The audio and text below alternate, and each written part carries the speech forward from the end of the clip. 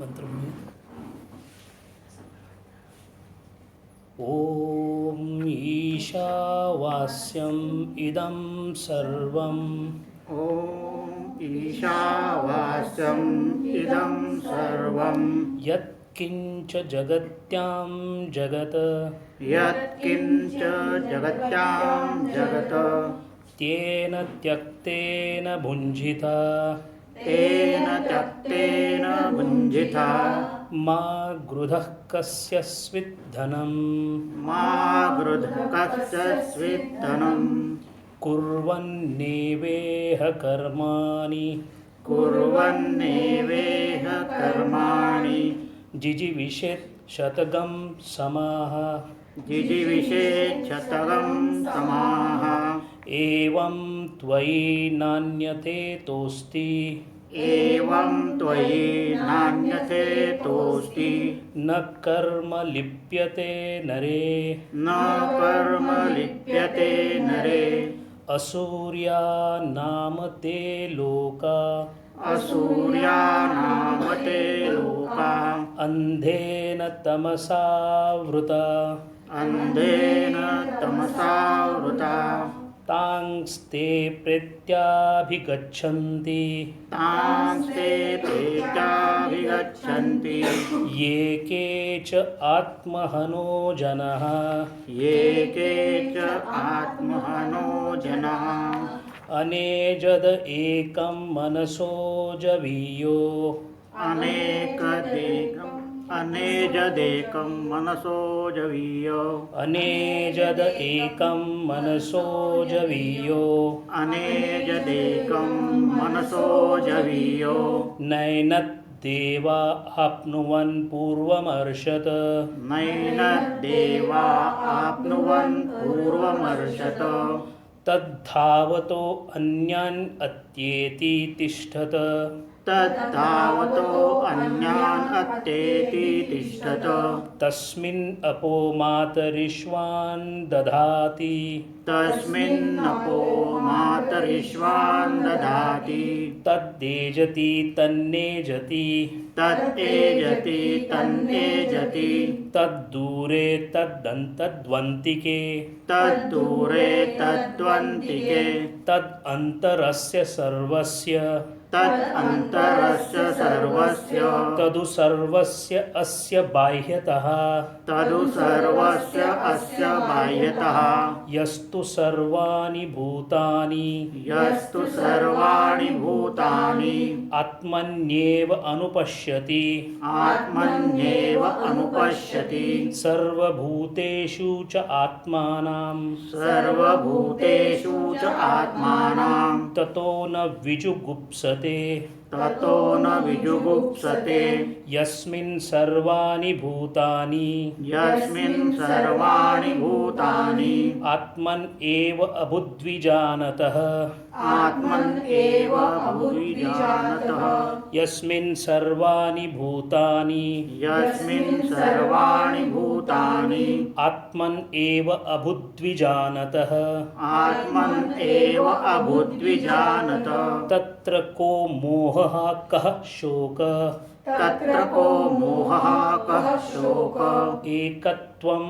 अनुपश्यतः एकत्वम् अनुपश्यतः स पर्यगात् सपर्यगात् शुक्रं शुक्रम् अकायम् अकायम् अव्रणम् अव्रणम् अस्नाविरम् अस्नाविरम् शुद्धम् शुद्धम् अपापविद्धम् अपापविद्धम् कविर्मनीषी कविर्मनीषी परिभूः परिभूः स्वयंभूः स्वयंभूः याथा तथ्यो अर्थान् यथा तथ्यो अर्थान् व्यदधात व्यदधात शाश्वतोभ्यः शाश्वतोभ्यः समाभ्यः समाभ्यः अंधं तमः प्रविशन्ति अन्धं तमः प्रविशन्ति ये अविद्याम् उपासते ये अविद्याम् उपासते ततो इव भुवते तमो ततो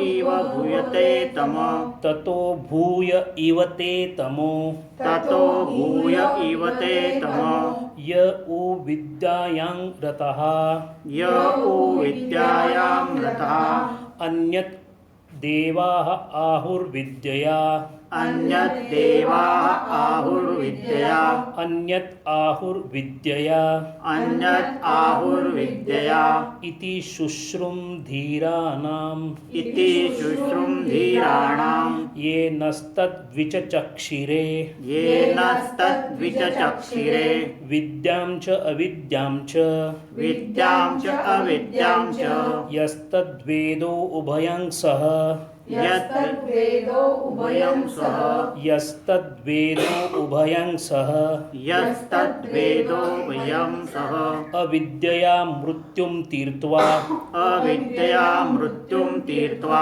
विद्यया अमृतम् अश्नुते विद्यया अमृतम् अश्नुते हरि ओम. हरि ओम्. शिल्पाताईंनी सांगितल्यामुळे आणि गरज असल्यामुळे आत्तापर्यंत जे मंत्र आपण पाहिले त्यात 10 मंत्र साधारण उपनिषदाचा अर्धा भाग उजळणी स्वरूपाने पाहायचा आणि उजळणी स्वरूपाने पाहता पाहता जर काही त्यातले महत्त्वाचे संकल्पना राहिले असतील तर त्यांची थोडीशी उजळणी करायची असा आजचा विषय. सुरुवात आपण केली होती वेदांच्या रचनेने. ऋक् यजु साम अथर्व अशा 4 वेदांमध्ये संहिता ब्राह्मण अरण्यक उपनिषद या पद्धतीने आपले वेद रचले गेलेले आहेत. पैकी अत्यंत सुस्पष्ट सुस्थितीत सुव्यवस्थित बांधलेला यजुर्वेदाचा जो भाग ज्याला शुक्ल यजुर्वेद म्हणतात तो अत्यंत सुश्रुत असा आहे. त्याच्यामध्ये एक प्रकारची सुसूत्रता आहे, एक प्रकारची व्यवस्था दिसते, अत्यंत सूत्रबद्ध आहे.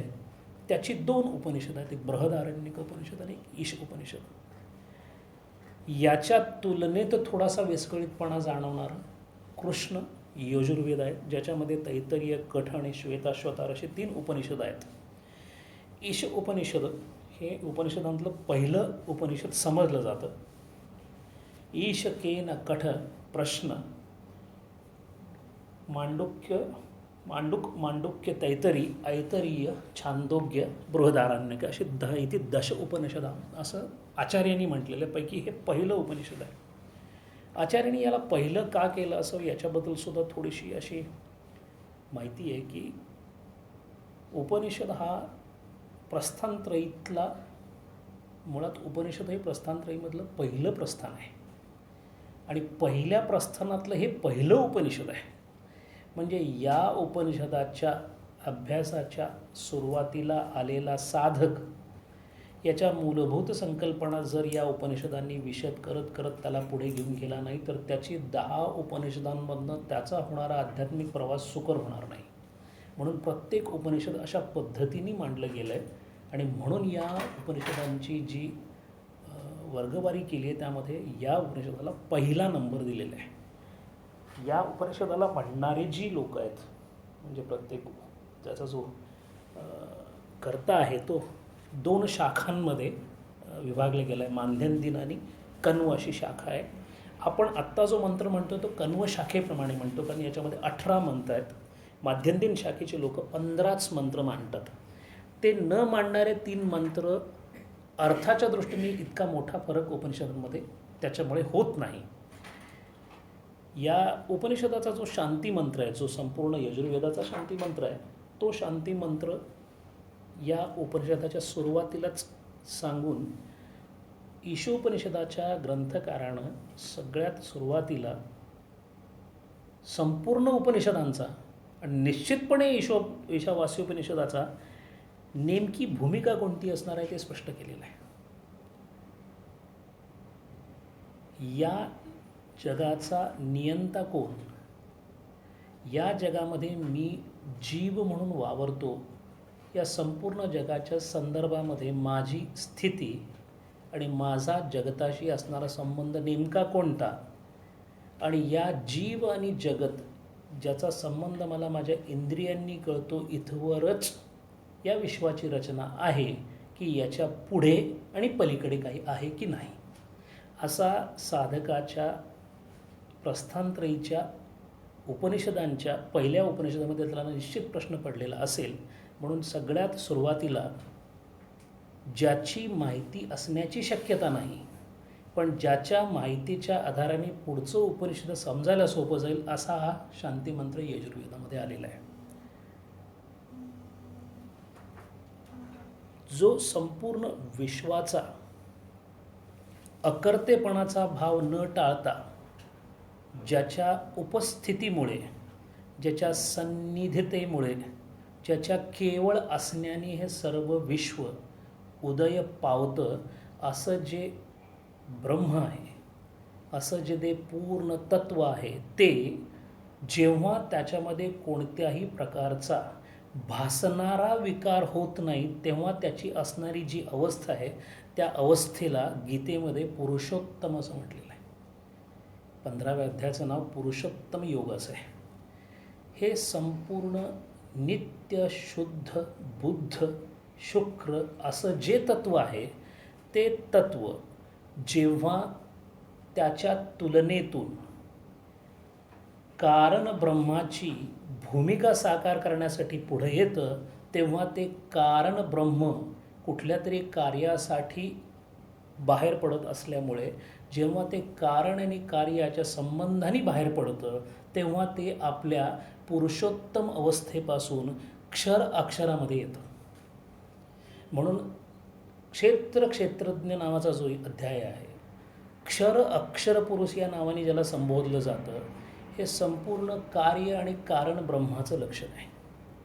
म्हणून अपराब्रह्म आणि पराब्रह्म अशी सुद्धा त्याची विभागणी केली जाते. सांगताना असंही सांगितलं जाते की त्या संपूर्ण निष्कलंक पूर्ण शुद्ध ब्रह्माच्या दशांगुलापैकी एका अंगुलाने हा भाव धारण केलेला आहे. असं निष्क्रिय असणारं, जे कोणत्याही कार्याचं कर्तृत्व आपल्याकडे घेत नाही असं ब्रह्म अशा पद्धतीने क्षराक्षरात कसं आलं, हा एक तत्त्वज्ञानाचा भाग आहे. तो समजावून सांगण्याचा उपनिषदांचा प्रयत्न नेमका आहेच आहे. पण या शांतिमंत्रामध्ये सगळ्यात पहिल्यांदा त्या पुरुषोत्तमाचं वर्णन केलेलं आहे. ते ब्रह्म जे अजूनही क्षर अक्षर स्वरूपात बाहेर पडलेलं नाही आणि ज्याच्या कार्याला कारण ब्रह्म म्हणून अजूनही सुरुवात झालेली नाही, अशा अवस्थेमध्ये ते जेव्हा असेल तेव्हा ते उत्तम पुरुष किंवा पुरुषोत्तम या नात्याने पूर्णम अध या स्वरूपामध्ये असेल. ते पूर्ण आहे, पूर्णम अध. ते कसं असेल? व्यापी न कुतश्चित व्यावृतम. त्याचं असणं हा एकच त्याचा गुणधर्म आहे. त्याचं असण्यापलीकडं त्याच्याचं अजूनही काही कोणत्याही प्रकारचा त्याच्यामध्ये तुलनात्मक बदल झालेला नाही. क्षर अक्षर पुरुष किंवा पुरुष प्रकृतीमधला पुरुष किंवा कारण कार्य ब्रह्मामधलं कार्यकारण ब्रह्म या किंवा अपरापरा ब्रह्म या संबंधाला, त्याच ब्रह्माला हे नाव तेव्हा मिळतं जेव्हा कार्याची उत्पत्ती होते.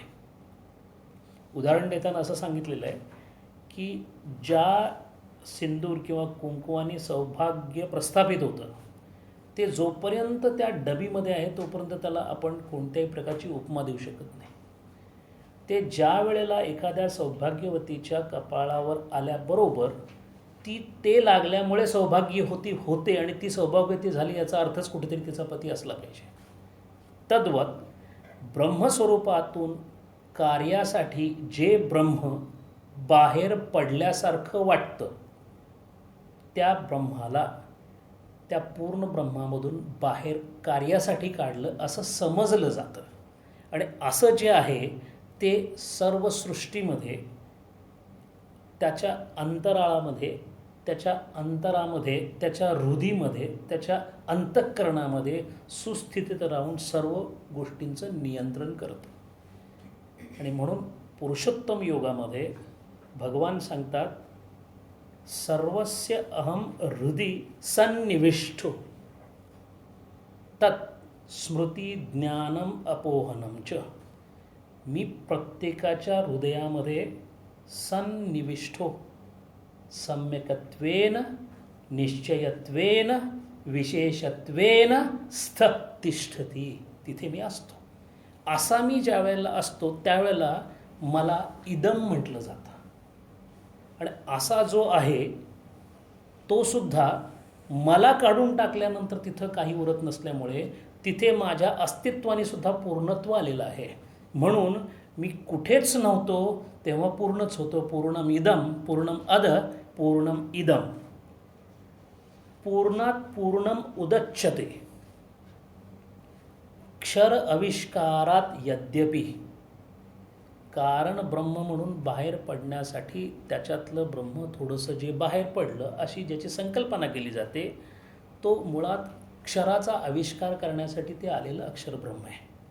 क्षर आविष्कारात यद्यपि सोपाधिक दृश्य आरंभात. प्रत्येक गोष्टीमध्ये मी गेल्यानंतर मी जिथे जाऊन बसलो ती उपाधी झाली आणि मी अध्यस्त आहे. आणि म्हणून मी अध्यक्षस्थानी असल्यामुळं मयी अध्यक्षेन सूयते चराचरम. असा मी अध्यक्षस्थानी झाल्यामुळे ज्या ज्या गोष्टीमध्ये मी गेलो मी प्रवेश करतो, स्थिती करतो, लय करतो आणि त्याचं ईशनसुद्धा करतो. हे करणारं माझं जे प्रभू कार्य आहे असा जो आहे तो मी सोपाधिक दृश्य आरंभात यद्यपि सृज्यन्ते उच्यन्ते तथापि पूर्णत्व अबाधित्वेन स्थैर्यते. असा मी जरी वाटत असेल की साऱ्या बदलांना मी कारणीभूत आहे, माझ्याशिवाय बदल होत नाहीत पण मी बदल घडवत नाही, माझ्या सत्तेवर बदल होतात पण माझा बदलाशी संबंध नाही, असं झाल्यामुळे माझं जे पूर्णातून बाहेर पूर्ण काढल्यासारखं वाटतं. पूर्णात पूर्णम उदच्यते म्हणजे क्षर आविष्कारात सोपाधिक दृश्य आरंभात यद्यपि सृज्यन्ते उच्यन्ते तथापि पूर्णत्व अबाधित्वेन स्थैर्यते. पुढे जर समजा जिथे मला नेण्यात आलं तिथून जर मी परत जरी आलो पूर्णस्य पूर्णमादाय आदाय इत्युक्ते गृहीत्वा आपाद्य कार्यात्म आत्मस्वरूप एकरसत्वम आपाद्य. आपाद्य म्हणजे रिअलाइज्ड. जर एखाद्याला माझ्या पूर्णत्वाची प्रचिती आली पूर्णस्य पूर्णमादाय विद्यया अविद्यया कृतं भूतमात्र उपाधी संसर्ग तिरस्कृत्वा. तिथे त्याच्या उपाधीमुळे त्याच्यावर आलेलं कर्तृत्व, त्याचा अहंकार, त्याच्यामुळे त्याच्यामध्ये उत्पन्न झालेली अविद्या, त्याची विद्या, याच्या सगळ्यांचा जर तिरस्कार केला, या सगळ्यांना जर तिरोभूत केलं, तिरोभूत म्हणजे विड्रॉन, या सगळ्या गोष्टी ज्या उपाधीमुळे आहेत, ज्या विशेषणात्मक लागलेल्या आहेत, त्या सगळ्या जर तिरोभूत झाल्या, त्या सगळ्या जर काढून घेतल्या तर काय होतं? पूर्णम एव अवशिष्यते. फक्त पूर्णच राहतं आणि ते अनंतरम अबाह्यम प्रज्ञानघन एक रस स्वभावम केवलम ब्रह्मम अवशिष्यते. ते तेच होतं. ते आल्यासारखं वाटलं. ज्याच्यात गेलं तिथे तुझं ते पूर्ण अवस्थेत होतं. ज्याच्यात गेलं त्याच्यामध्ये त्याच्या अवस्थेची प्रचिती आल्यानंतर बाकीच्या उपाधी त्याच्या गळून पडल्यानंतर सुद्धा ते जेव्हा परत आलं तेव्हा पूर्णच शिल्लक राहिलं.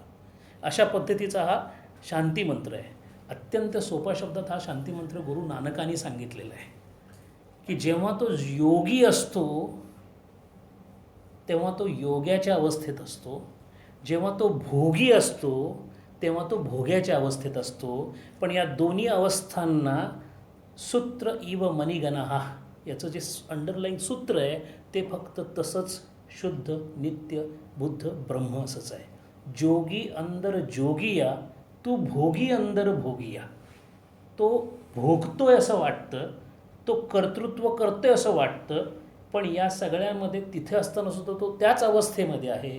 तिथून निघाल्यानंतर तो त्याच अवस्थेमध्ये आहे. जिथे होता तिथे सुद्धा तो त्याच पूर्णावस्थेमध्ये आहे. असा शांतिमंत्र आहे. असा या शांतिमंत्रानंतरचा जो पहिला मंत्र आहे त्या मंत्राची सुरुवात ईशावास्यम इदम सर्वम यत्किंच जगत्याम जगत. ईशिता परमेश्वरः परमात्मा सर्वस्य. जे जे काही जगामध्ये यत् किंच जगत्याम जगत, म्हणजे या जगामध्ये जे जे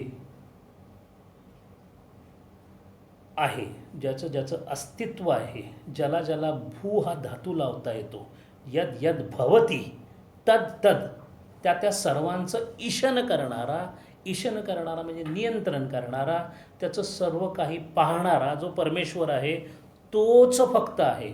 किंबहुना ज्या ज्या गोष्टी या चर अचरामध्ये दिसतात त्या त्या गोष्टींच्याकडे पाहताना त्या गोष्टींच्या वैविध्याकडे न पाहता त्याच्यामध्ये असणाऱ्या एक रस आत्मतत्वाकडे पाहिल्यानंतर असं लक्षात येतं की इथे त्यांचं नियंत्रण करणारा तो जो अंतःकरण विच्छिन्न तत्व आहे, त्या त्या भूतामध्ये जे जे तत्व आहे ते तत्व एकच असून ते एकरसत्वात असून ते तेच तत्व आहे जे सर्वत्र आहे. याची जेव्हा जाणीव होते तेव्हा त्याच्या नियंत्रणाबद्दल, त्याच्या अध्यस्थतेबद्दल खात्री पडते. कशा पद्धतीने तो हा सगळ्यांना नियंत्रित करतो? स ही सर्वम इष्टे जंतूनाम आत्मा सन प्रत्यगात्मतया. प्रत्यग आत्मा म्हणजे जवळ, त्या जीवाच्या जवळ, अत्यंत जवळ, अत्यंत समीपे असा तो आहे. त्याच्या हृदय म्हणजे त्याच्या मनाजवळ, त्याच्या अंतःकरणाच्या अत्यंत जवळ असणारा. सर्वम इष्टे जंतूनाम आत्मासन तेन आत्मनः स्वेन रूपेण, तो स्वतःच्या तिथं अस्तित्वात असलेल्या, स्थित झालेल्या स्वतःच्या रूपानी, स्वेन रूपेने ईशावास्यम आच्छादनीयम, एक प्रकारचं त्यानं सर्व भूतांवर आपल्या नियंत्रणाखाली सर्वांना आच्छादून टाकलेलं आहे. किंबहुना ते एकमेव गोष्टी आहे की ती जी आच्छादनी योग्य आहे. आणि म्हणून ईशावास्यम इदर सर्वम सर्वस्य अहम हृदि सन्निविष्टम. इदम सर्व म्हणजे कोण? इदम सर्वम जगत्याम जगत यत्किंचित यत्किंचिताम सर्व चराचरम यद यद इदम व्याख्यास्यामः. जिथे जिथे इदम अशा पद्धतीची व्याख्या होईल, आणि व्याख्या म्हणजे व्यापक अर्थत्वात ख्याती. ख्य म्हणजे एखाद्या गोष्टीचं ज्ञान होणे, इल्युमिनेशन, ख्याती. व्याख्यान ज्याच्यामुळे इल्युमिनेशन होतं त्याला व्याख्या म्हणतो आपण. अशी जिथं जिथं इदम या शब्दाची ख्याती आहे असं ते जे काही असेल तिथे त्या सर्व गोष्टींमध्ये म्हणजे सर्व जगांमध्ये मी चराचरांमध्ये ईशिता परमेश्वर या नात्याने तिथं असेल. आता या नात्यांमध्ये जर तू मला पाहिलंस तर मला पाहिल्यानं माझ्या तत्वाला तुझी जर दृष्टी असेल त्याला स पश्यती य पश्यती असं म्हणतात. जर तू प्रत्येक चराचरामध्ये मलाच पाहत असशील तर मला सोडून ज्या ज्या गोष्टी आहेत त्या सर्व तू त्यागून टाक. आणि त्या सर्व त्यागल्यानंतर जे राहील म्हणजे जो मी राहीन त्याच्या सन्निधात, त्याच्या संपर्कात राहून तू कोणत्याही प्रकारचं कार्य करायला तुला हरकत नाही. आणि तू तसं राहून तुझं या उपाधींपासून स्वतःचं रक्षण कर. तेन त्यक्तेन भुंजिता. तेवढाच फक्त वरचा त्याच्या जो काही दिसणारा नामरूपात्मक प्रकार आहे तो काढ. तो काढल्यानंतर जे अस्तिभाती प्रीती किंवा सच्चित आनंद जे माझं स्वरूप आहे त्या स्वरूपामध्ये भुंजिता. आणि आचार्य भगवत्पादांनी सांगितल्याप्रमाणे भुंजिता म्हणजे पुत्रादि ईशना त्यागेन मिथ्या आत्मसंबंध त्यागात भुंजिता. कसं भुंजिता? त्यागेन इत्यमेव वेदार्थः पालयेतः रक्षिता. म्हणजे भुंजिता म्हणजे तू स्वतःचं रक्षण कर आणि स्वतःला तू पाळ, म्हणजे तू स्वतःचं रक्षण कर. कसं रक्षण कर? पुत्रादि ईशनात्रय त्यागेन.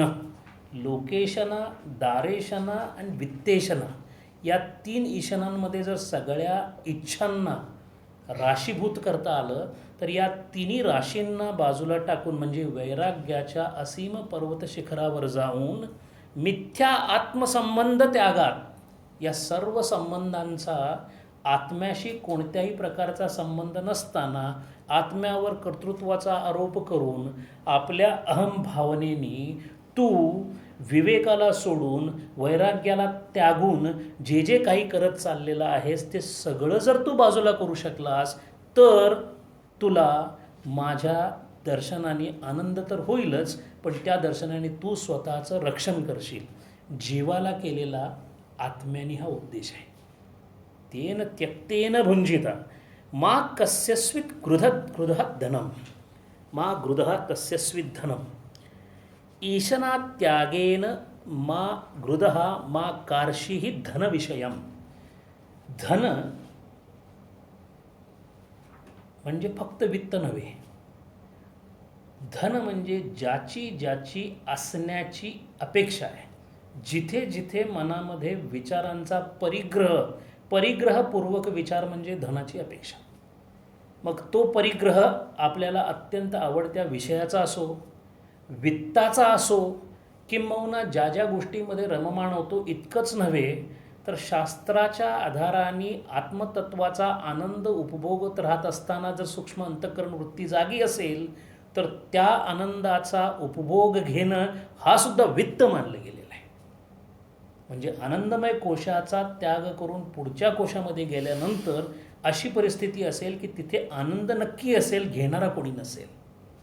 म्हणून जोपर्यंत होत असलेला आनंद हा मला होतोय अशी जाणीव आहे तोपर्यंत अजूनही वित्ताची हाव आहे असं शास्त्र समजतं. जर वित्ताची व्याख्या इतकी मोठी असेल तर मग अत्यंत स्थूल पातळीवर आपणारा होणाऱ्या ज्या ईशना आहेत, ज्या इच्छा आहेत त्यांच्याबद्दल जितकं कमी बोलावं तितकं उत्तम. अतः मिथ्या विषयात गृधिम मा कार्षी इत्यर्थः. असं ईशावास्यम इदं सर्वं यत्किंच जगत्यां जगत तेन त्यक्तेन भुंजितः मा गृधः कस्यस्वित धनम असा मंत्राचा अर्थ आहे. आता हे सगळं कोण करू शकेल?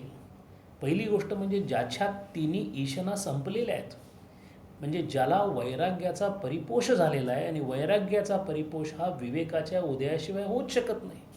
म्हणजे साधनचतुष्टामधल्या विवेकाचा ज्यांनी पूर्णपणे अभ्यास केलेला आहे, ज्याची प्रत्येक गोष्ट विच या धातूप्रमाणे निवड करतच जिथे जिथे अनात्म गोष्ट आहे त्या त्या गोष्टीचा जो त्याग करतो तो विवेकी आहे. असा विवेकी अनात्म गोष्टी आणि आत्मगोष्टी कोणतीही माहीत झाल्यामुळे देह तादात्म्यावरची पकड ढिली झाल्यामुळे आता त्याच्याकडे या देहात हा देह मी नाही अशी भावना दृढ झाल्यामुळे मग देहच जर भावना नसेल तर मग त्याला कोणत्या गोष्टींचा परिग्रह करण्याचं कारणच काय? म्हणून विवेकानंतर वैराग्याची उत्पत्ती. असं विवेक आणि वैराग्य झाल्यानंतर शमदमादी षडसंपत्तीनी ज्यांनी आपल्या अंतःकरणाची अवस्था अशी करून ठेवलेली आहे की त्या अवस्थेमध्ये त्या शुभप्रकाशाचा पूर्णच्या पूर्ण झोत आपल्या त्या अंतःकरणामध्ये सामावून घेण्याची ज्याची इच्छा प्रबळ झालेली आहे असा तो मुमुक्षू तो विमुक्त होऊ इच्छितो. कशापासून? ज्या बंधनांनी त्याला या साधन चतुष्टयापासून दूर ठेवलेला आहे. असा जो आहे तो केवळ ज्ञानी असू शकतो. आणि अशा ज्ञानाची जी वैशिष्ट्ये आहेत त्या वैशिष्ट्यामधलं सगळ्यात महत्त्वाचं ज्ञानाचं वैशिष्ट्य म्हणजे त्याची कर्तृत्व भोक्तृत्व भ्रांती गेलेली असते.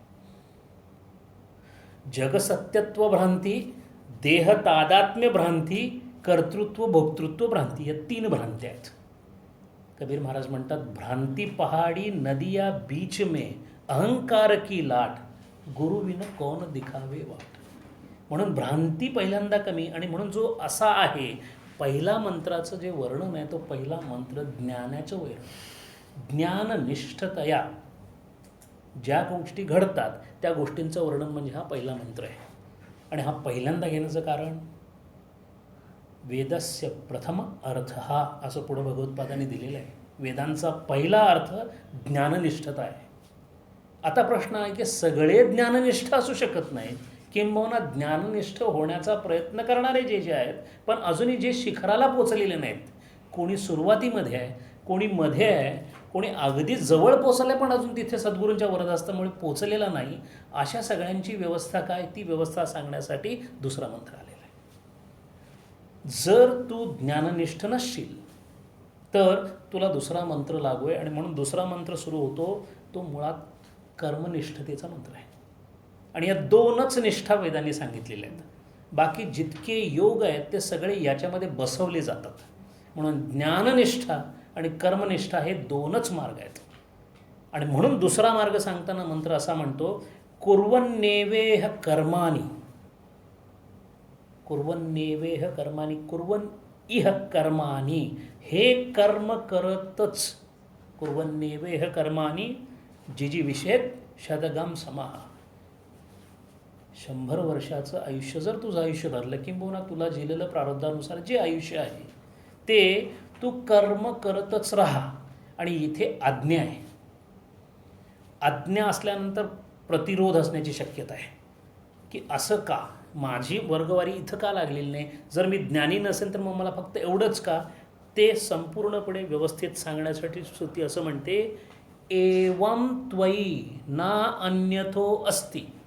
हे एकच तुला राहिलेला मार्ग आहे. तू पहिल्या मंत्रात बसत नाहीस, दुसऱ्या मंत्रामध्ये तुला दुसरा कोणताही मार्ग शिल्लक नाही. एवं त्वयी ना अन्यथो अस्ति न कर्म्य लिप्यते नरे. मंत्राचा शेवटचा जो भाग आहे तो अत्यंत महत्त्वाचा आहे. कुर्वन्नेवेह कर्मानीमध्ये कर्म कोणत्या प्रकारचं ते सांगितलेलं नाही आहे, पण त्याची फलश्रुती शेवटच्या भागामध्ये सांगितल्यामुळे त्या कर्माचं आत्ता स्वरूप स्पष्ट झालं.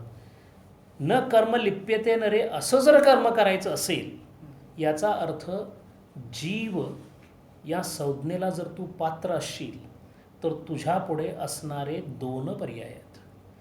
एक, तू ज्ञानी आहेस की नाहीस तपासून पहा. जर ज्ञानी नाहीस याची खात्री झाली असेल तर तुला असणारा दुसरा एकमेव पर्याय म्हणजे निष्काम कर्म, किंवा असं कर्म ज्याचा लेप तुला कुठेही लागणार नाही. हे 2 सोडून जे जे काही तू करशील त्याचा श्रुतीशी काहीही संबंध नाही, कारण तिसरी मंत्रच नाही आहे. असं 2 मंत्रांमध्ये आहे. कुर्वन्य इह विधिवत कर्मान जीवितम इच्छेत शतगम समाहा. प्राप्त अनुवादेन.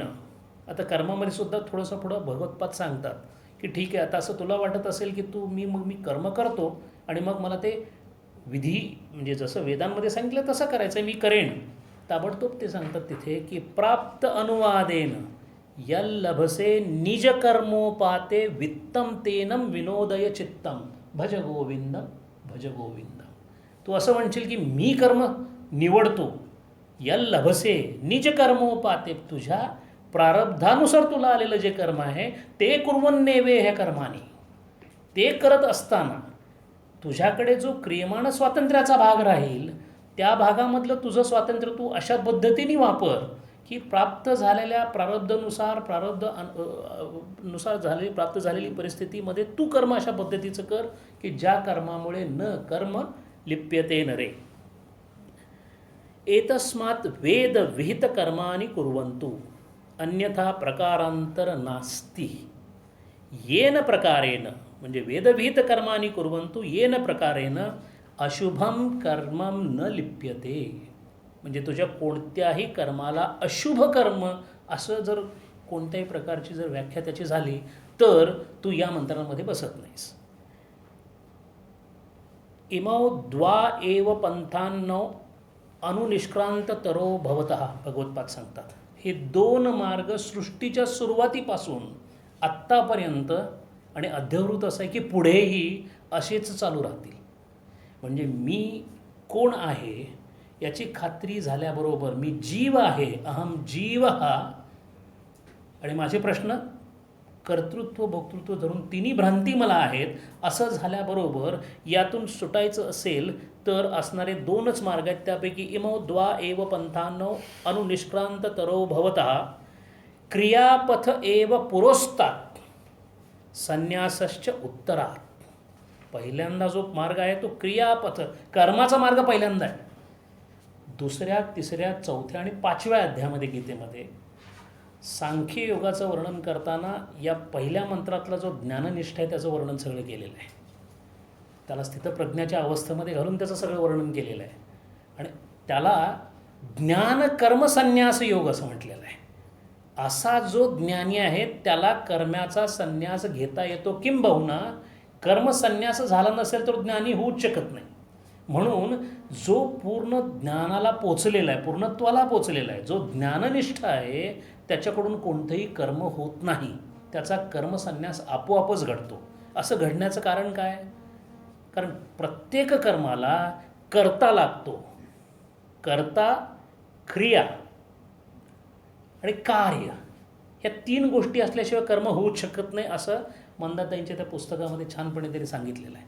अशी जर कर्माची त्रिपुटी असेल, पैकी एक पाय त्याचा मोडला गेला असेल, कर्ताच नसेल, तर क्रिया असली काय आणि कार्य झालं काय? मग अशा वेळेला होत असलेल्या कार्याचं अधिकारत्व कोणाकडे? ईश्वरेच्छेकडे. आणि असं का? तर ईश्वरेच्छेला कर्म नाही आहे, ईश्वराला कर्म नाही. ईश्वराच्या कर्माला लीला म्हणतात. म्हणजे मग ते लीलेत समाविष्ट झालं, म्हणून संतांच्या कर्माला क्रीडा म्हणतात. आणि कारण संत ज्ञाननिष्ठ असल्यामुळे असा जो ज्ञाननिष्ठ असेल तो नंतरचा भाग आहे. तिथे पोचण्यासाठी क्रियापथ एव पुरस्तात. आणि असे 2 मार्ग सांगून हळूच भगवत्पाद पुढे म्हणतात संन्यासपथ एव अतिरेचयती. या दोन्हींमधलं जर श्रेष्ठ मला कुठलं विचारत असतील, आणि हाच मुद्दा 5व्या अध्यायाच्या गीतेच्या सुरुवातीला किंवा 4थ्या अध्यायाच्या शेवटी आल्यामुळं 5व्या अध्यायामध्ये पहिल्यांदाच तो अर्जुनाने प्रश्न विचारलेला आहे की तू आत्ताच म्हणालास की कर्म करू नकोस, आत्ताच म्हणालास कर्म कर, संन्यास घे, मला आता गोंधळात पडल्यासारखं झालं आहे.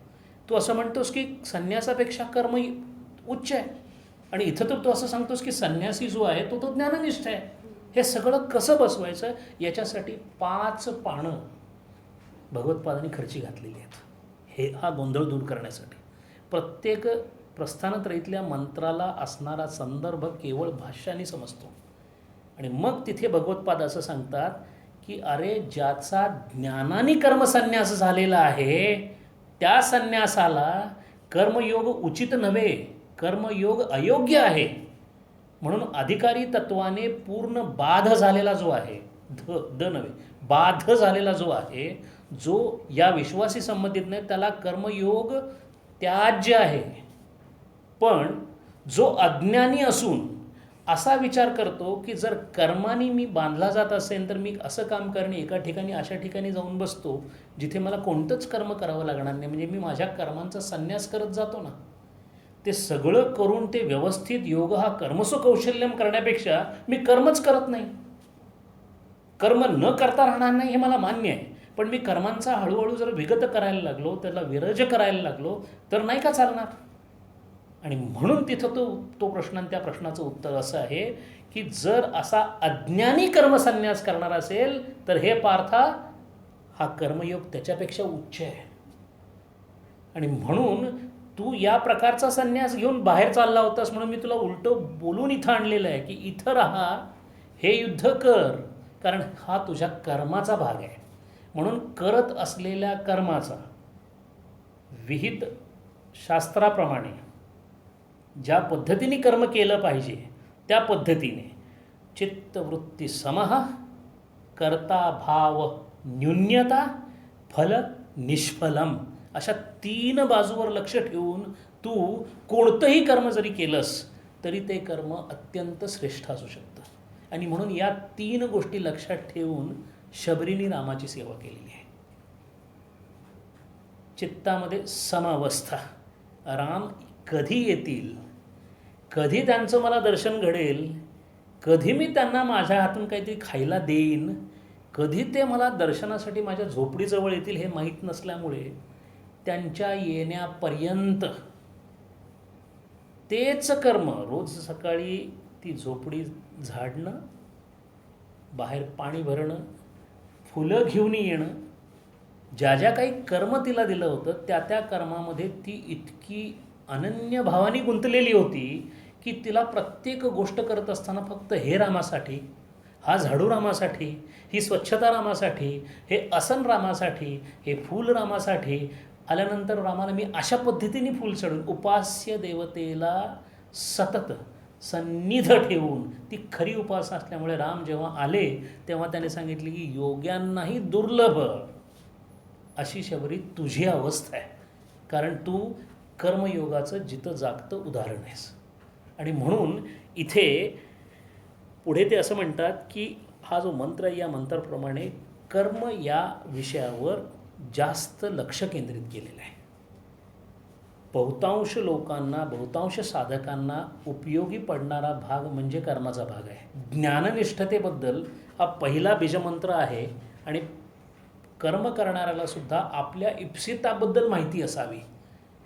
मी उपासना कशासाठी करायची, मी निष्काम कर्म कशासाठी करायचं, त्याच्यामुळे मला होत असणारा आध्यात्मिक फायदा कोणता, मी करतोय ते निश्चित कोणत्या दिशेने चाललं आहे, आणि हे केल्यानंतर इथं थांबणार आहे की मला याच्या पुढेही जावं लागणार आहे, हे सगळं सुस्पष्ट व्हावं म्हणून पहिल्यांदा ज्ञाननिष्ठांचा मंत्र झाला, त्याच्यानंतर कर्मनिष्ठांचा मंत्र झाला, आणि तिसरा मंत्र जो आहे तो मंत्र थोडासा आपल्याला जाग आणवणार आहे. साधारण ज्याचं अध्यात्म मी आणि देव इथं संपतं अशा लोकांना त्यांच्या मूलभूत संकल्पनांना थोडासा धक्का देणारा हा तिसरा मंत्र आहे. असुर्या नाम ते लोकाः, असुर्या नाम ते लोकाः अंधेन तमसावृता. असुर्या नाम ते लोका, आणि याच्या भाष्यामध्ये आचार्य असं म्हणतात की देवः इति असुरः असशु रम्यते इति असुरः. असशु म्हणजे विषय, जे जे विषयात रमलेले आहेत, मग त्या विषयांची पातळी जरी कितीही उच्च कोटीची असली तरी ते विषय असल्यामुळे जेव्हा जेव्हा विषयाशी संग होईल तेव्हा तेव्हा कर्माची उत्पत्ती होईल. म्हणून अत्यंत उच्च प्रकारचं असलं तरी ते कर्मच आहे.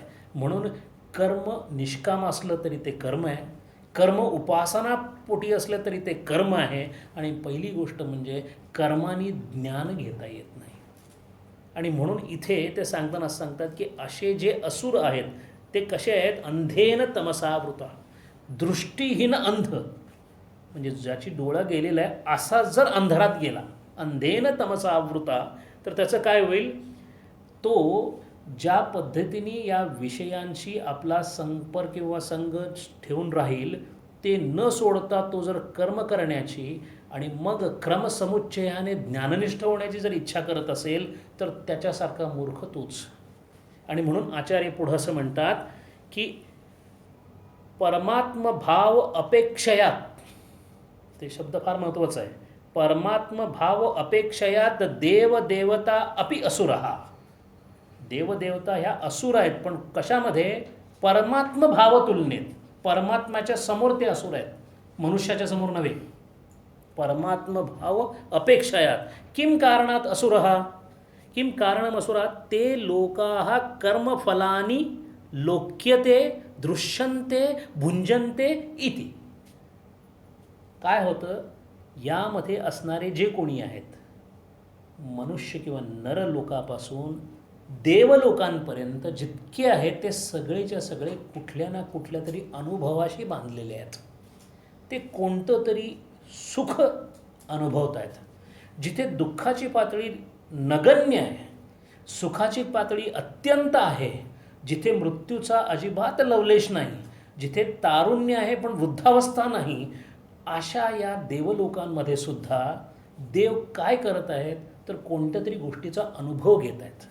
याचा अर्थ ते लोक्यते, लोक्रू हा धातू आहे, पाहणे, लोक्रू लोक्यते, आणि जे पाहिलं जातं दृश्यंते, आणि त्याचा आस्वाद घेतात भुज्यंते. म्हणून अशा लोकांमध्ये, म्हणून जेव्हा सप्त लोक वगैरे म्हणतो त्या लोकांना असं कोणतं तरी 3 डायमेन्शनल स्ट्रक्चर नसून अनुभवाच्या पातळ्या आहेत. अत्यंत आनंद झाल्यानंतर आपण ज्या स्थितीला असतो, ज्या प्रतलामध्ये असतो, तो आपल्याला त्या क्षणासाठी स्वर्ग असतो. सुवर्गः इति स्वर्गः, जिथे उत्तम शुभ आनंददायी घडतं तो स्वर्ग, तो क्षणासाठी आपल्याला घडून जातो, पण तो क्षणाच्या ऐवजी जर सतत राहिला तर त्याचा देवलोक होऊन जातो. द्योतनात देवः, तिथे तो आनंद जो आहे तो आनंद म्हणजे त्याच्या आभासाचं ते परावर्तीकरण आहे आणि त्याचा आभास हा प्रकाशमय असल्यामुळे ते देव आहेत. द्योतनात देव हा. या उलट मनुष्य योनीमध्ये काही क्षणिक सुख, त्या क्षणिक सुखामध्ये त्याला त्या स्वर्गसुखाचा अनुभव येतो, पण तिथे त्याचा असणारा स्वर्ग हा क्षणासाठी असतो. राहिलेल्या सगळ्या क्षणासाठी नरहा कायंती इति नरकहा. जिथे मनुष्य रडतो त्या जागेला नरक म्हणतात. म्हणून नरक आणि स्वर्ग या संकल्पनेमधून सुद्धा ते लोकाहा कर्मफलानी लोक्यते दृष्टते भुंज. कर्मफलानी सगळी चूक जी आहे या शास्त्राप्रमाणे ती कुठे आहे? कर्मफलामध्ये आहे. इति जन्मानी अविद्या दोषेन विद्यमानस्य आत्मनः तिरस्करणात. इथे असलेल्या कर्मांच्या फलांचा आस्वाद घेताना माझ्या मूळ स्वरूपाची विस्मृती झाल्यामुळं मी कशाने वेढला जातो? अविद्येने. अंधेन तमसावृता. हे अंधेन तमसावृता यातला अंधार कोणता आहे? तो अविद्येचा आहे. अविद्या दोषेन विद्यमानस्य आत्मना. आत असणारा विद्यमान असणारा आत्मा तो तिरस्करणीय होऊन जातो. आणि पुढे असं म्हणतात आत्मा तिरोभूतः. आत्मा तिरोभूतः इति आत्महननम. यालाच आत्महत्या असं म्हणतात. यालाच आत्महत्या असं म्हणले. म्हणून त्यापेक्षा म्हणतात की असे जे आहेत जे स्वतःच्या आत्म्याला विसरून या विश्वामध्ये जे जे काही घडतं त्या इंद्रिय गोचरतेमध्ये क्षणिक आनंदामध्येच सुख मानणारे जे आहेत तांस्ते प्रेत्याभिगच्छन्ति. त्यांच्यामध्ये आणि प्रेतामध्ये काहीही फरक नाही. आणि ते काय करतात? एकेचे जन हा आत्महत्या. इथे आत्म्याचे हनन किंवा हत्या, कारण ज्या आत्म्याची अस्तित्वच घालून टाकलं, ज्याला तिरोभूत करून टाकलं, त्याची हत्या केल्यासारखं आहे. असा हा तिसरा मंत्र आहे. पहिल्या मंत्रामध्ये ज्ञाननिष्ठा, दुसऱ्या मंत्रामध्ये कर्मनिष्ठा, तिसऱ्या मंत्रामध्ये देवांची किंवा देवांच्या पातळीपर्यंतच्या सर्व कर्मफल करणाऱ्यांची व्यवस्था लावून दिलेली आहे. आणि मग चौथ्या मंत्राला येताना आता त्या ज्ञाननिष्ठाला झालेल्या आत्म्याचं दर्शन कशा प्रकारचं असतं याची संकल्पना देण्याचं कारण म्हणजे या कर्मनिष्ठाला जर यदा कदाचित प्रारब्धवशात परमेश्वर कृपेने सद्गुरूच्या आशीर्वादाने जर तो पुढे चालायला लागला या मार्गामध्ये, तर त्याला इप्सित असणाऱ्या त्या ज्ञानावस्थेमध्ये आत्मा कसा दिसतो किंवा कसा असतो याचं वर्णन चौथ्या मंत्रामध्ये आलेलं आहे. आणि आत्म्याचं वर्णन सांगतायत अनेजद. एजहू हा धातू आहे, कंपन असा त्याचा अर्थ आहे, हलणे चालणे. अनेजद स्व अवस्था अप्रच्युती असा त्याचा अर्थ लावलेला आहे भगवत्पादाने. तो ज्या अवस्थेमध्ये असतो आत्मा तो कधीही पदच्युत होत नाही. त्याच्या अवस्थेमधून तो बदलत नाही किंवा खाली येत नाही. स्व अवस्थाम अप्रच्युती कारणेन. आणि असं असल्यामुळे तो एकरसम आहे, म्हणून तो एकम आहे. एकरसम आणि एकम. एकम म्हणजे न अद्वितीय, दुसरं कोणी नाही, तो एकटाच आहे. एकटाच आहे तो, इथे आहे आणि तिथे नाही, अशा पद्धतीने एकरसात्मक. एकरसात्मक तो सर्वत्र सर्वव्यापी विभुर्व्याप एकमेव अद्वितीय असा आहे. अनेजद एकम. आणि कसा आहे? मनसो जवीयो. आपल्याला अंतःकरणामध्ये सर्व जीवजंतूंमधलं उत्कृष्ट जन्म असणाऱ्या नरदेहामध्ये उत्कृष्ट असणारं जे शस्त्र, जे अंतःकरण, त्यातली उत्कृष्ट अशी जी गोष्ट ते मन, त्या मनाच्या संकल्प विकल्पाच्या गतीला तोड असणारी कोणतीही गोष्ट या विश्वात नाही. अशा या मानाच्या गतीलाही मागं टाकणारं मनसो जवीयो असं जे आहे ते हा आत्मा आहे. संकल्प विकल्पादि लक्षणात मन हा तद अपि जवीयो. क्षर अक्षर पुरुष संदर्भात कार्य ब्रह्म अपेक्षत्वात् सोपाधिक ब्रह्म मनसो जवीयो अन्यतः पुरुषोत्तम ब्रह्म निरुपाधिक ब्रह्मम ध्रुवम अपि निश्चलम. प्रश्न असा आहे की अनेजद असं म्हटलं आणि मनापेक्षा वेगवान आहे असंही म्हटलं, म्हणजे तो वेगवान आहे म्हणजे तो वेगवान आहे की स्थित आहे? हा विरोधाभास कसा आहे? हा विरोधाभास सांगण्यासाठी असं सांगितलं आहे की क्षर अक्षर पुरुष संदर्भात पुरुषोत्तम ते जे निष्कलंक ब्रह्म आहे त्याच्या तुलनेत जर बघायला गेलं तर तो सर्वत्र आहे, तो धावती नाही, तो तिष्ठती नाही, त्याच्याबद्दल असं काहीच सांगता येत नाही. पण जर क्षर अक्षर पुरुषांच्या संदर्भात म्हणजे या जगत उपादान कारण म्हणून जेव्हा तो आपलं काम करतं त्या कारण कार्य संबंधामध्ये हे मन जडामध्ये असल्यामुळं पंचमहाभौतिक असल्यामुळे या मनाच्या वेगाच्या तुलनेची कल्पना आता त्या क्षरब्रह्माशी केलेली आहे. आता तो क्षरब्रह्म आणि अक्षरब्रह्म आता तो जो क्षेत्रज्ञ आहे तो असं सांगतो की या क्षेत्रामध्ये असणारं जे मन आहे त्याच्यापेक्षा मी जास्त वेगवान आहे. आणि याचं पुढं उदाहरण पुढं त्याचा खुलासा करताना असं म्हणतात की मी असा वेगवान असण्याचं कारण असं आहे की मी जर सगळीकडेच उपस्थित असेन तर माझ्या जागी जे मन धावत संकल्प विकल्पानी येणार आहे त्याच्या अगोदर मी तिथे असणार नाही का? जर मी विभुर्व्याप्य असेन तर मनाच्या संकल्पाच्या पोचण्याच्या अगोदर मी तिथं अस्तित्वात असेनच, पूर्वमर्शत असं म्हणतात. मी तिथे पूर्वीच उपस्थित असेन आणि म्हणून अशी कोणतीही वस्तू नसेल की ती मला मागे टाकू शकेल. मनसो जवीयो. इथे उपाधीचा उल्लेख केलेला आहे.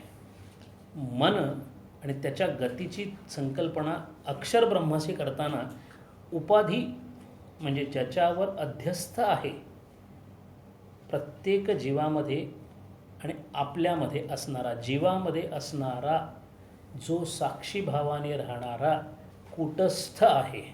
द्वा इमौ पुरुषौ लोके क्षरम च अक्षरम अपि. दोनच प्रकारची गोष्ट आहेत. एक क्षरम सर्वानी भूतानी कूटस्थम अक्षरम उच्यते असं 15 अध्याय सांगतो. या सर्व जीवांमध्ये या सर्व जीवांच्या होत असणाऱ्या साऱ्या घडामोडीला साक्षीभावाने पाहणारा जो प्रत्येकाच्या अंतरात्म्यात राहतो तो कूटस्थ. त्या कूटस्थाच्या परावर्तित प्रकाशामध्ये हा जीव भासमान परिस्थितीमध्ये काम करतो. त्यावेळेला त्या जीवाला ज्याला कूटस्थ कळतो त्या बाजूनी पाहिल्यानंतर तो त्या जीवाला उपाधी म्हणतो. जो जीवाच्या त्या बाजूला आहे तो जेव्हा जीवाला पाहतो त्याला तो विशेषण म्हणतो. म्हणजे तोच जीव जेव्हा अहंकार किंवा कर्तृत्वभाव घेतो तेव्हा विशेषण होतो. पण योग्यांना मात्र प्रत्येक शरीरामध्ये आत्मतत्व दिसल्यामुळे ते असं म्हणतात की ही मुलगी नाही, ही स्त्री नाही, हा पुरुष नाही, ही उपाधी आहे आणि हिच्यामध्ये एकच गोष्ट सत्य आहे ती म्हणजे आत्मतत्व. आणि असं उपाधीचं समीपे स्थित्वा स्वीय रूपेण अन्यत्र आदधाती अशी त्या अध्यस्थाची व्याख्या, उपाधीची व्याख्या आहे. पुढे त्या आत्म्याचं वर्णन असं केलं की नैनन देवान आपनुवन. इंद्रियांना देव असं नाव दिलेलं आहे. इंद्रियांनी जर ज्ञान होत असेल तर इंद्रियांच्या संकल्पनेमध्ये ज्ञान करून देण्याची संकल्पना रुजलेली आहे. म्हणून इंद्रियांना वसू असंही म्हणतात आणि देव असंही म्हणतात. देव द्योतनात, ज्याच्यामुळे एखाद्या गोष्टीचं ज्ञान होण्यासाठी लागणारा प्रकाश पडला असं वाटतं. इंद्रिय वस्तुतः कोणती गोष्ट प्रकाशित करत नाही, पण इंद्रियांच्या मार्फत अंतःकरणातली जी वृत्ती आहे ती चित्तवृत्ती बनून नेत्राच्या द्वारे किंवा इंद्रियांच्या द्वारे बाहेर पडून या विषयाला अलंकृत करते आणि त्या अलंकृत केल्यानंतर त्या विषयामध्ये असणारं चेतनतत्व या अंतःकरणात असणाऱ्या चेतनतत्वाला ओळखल्यानंतर त्या इंद्रियांमधून आलेल्या साऱ्या संवेदनांमुळं ज्ञान होतं. अशी प्रमातृ आणि प्रज्ञा अशी पद्धत आहे, अशी ज्ञान होण्याची पद्धत आहे. अशी ज्ञान होण्याची पद्धत जरी इंद्रियांच्याकडे असली तरी ज्या इंद्रियांना ज्याच्यामुळं ज्ञान होतं त्याचं ज्ञान इंद्रियांनी होत नाही. कारण इंद्रियांचं ज्ञान तो करून देतो, त्यामुळे त्याचं ज्ञान इंद्रिय करू शकत नाही. म्हणून नैनन देवान आपनुवन मनोव्यापारात व्यवहितत्वात आभास मात्र अपि नैव विषय भवति इंद्रियानाम. इंद्रियांना विषय करण्यासाठी त्यांचा केवळ माध्यम म्हणून उपयोग होतो. त्यांच्या व्यापारामध्ये ते करत असलेल्या मनोव्यापाराला उजाळा देण्याचं काम करणारं जे आत्मतत्व आहे ते इंद्रियांना कधीही पाहता येणार नाही. असा नैनन दैवान आपनुवन पूर्वम अर्षत पूर्वमेव गतम व्योमवत व्यापित्वात सर्वव्यापी तद आत्मतत्व सर्वत्र सतत एकरसानी अस्तित्वात असणारं असं ते आत्मतत्व प्रत्येक ठिकाणी अगोदरच आहे. पूर्वम अर्षत अशा पद्धतीचा तो त्याचा एक आणखीन गुण आहे. तद धावतो अन्यान अतीतो पूर्वम अर्षत असल्यामुळे इतर सर्वांपेक्षा तो अत्यंत वेगवान आहे असं वाटतं, कारण त्याचं अस्तित्व सगळीकडेच आहे. आणि असं वाटत असतानाच तो कसा आहे, तिष्ठत एका ठिकाणी आहे. तद धावतो अन्यान अतीतो अन्यान मनोवाग इंद्रिय प्रभृतीन अत्येती स्वयं अविक्रमेव सत्. त्याला कोणताही विकार नाही, त्यामुळे त्याचं इकडं जाणं तिकडं जाणं हे शक्य नाही. फक्त तो त्याच्या क्षर अक्षर ब्रह्म किंवा क्षेत्रज्ञ या भूमिकेमध्ये जेव्हा तो येतो तेव्हा तो धावतो किंवा तो सर्व हालचालींना कारणीभूत आहे असं वाटतं, तिष्ठतं. आणि सगळ्यात महत्त्वाचं तस्मिन अपि मातरिश्वान दधाती.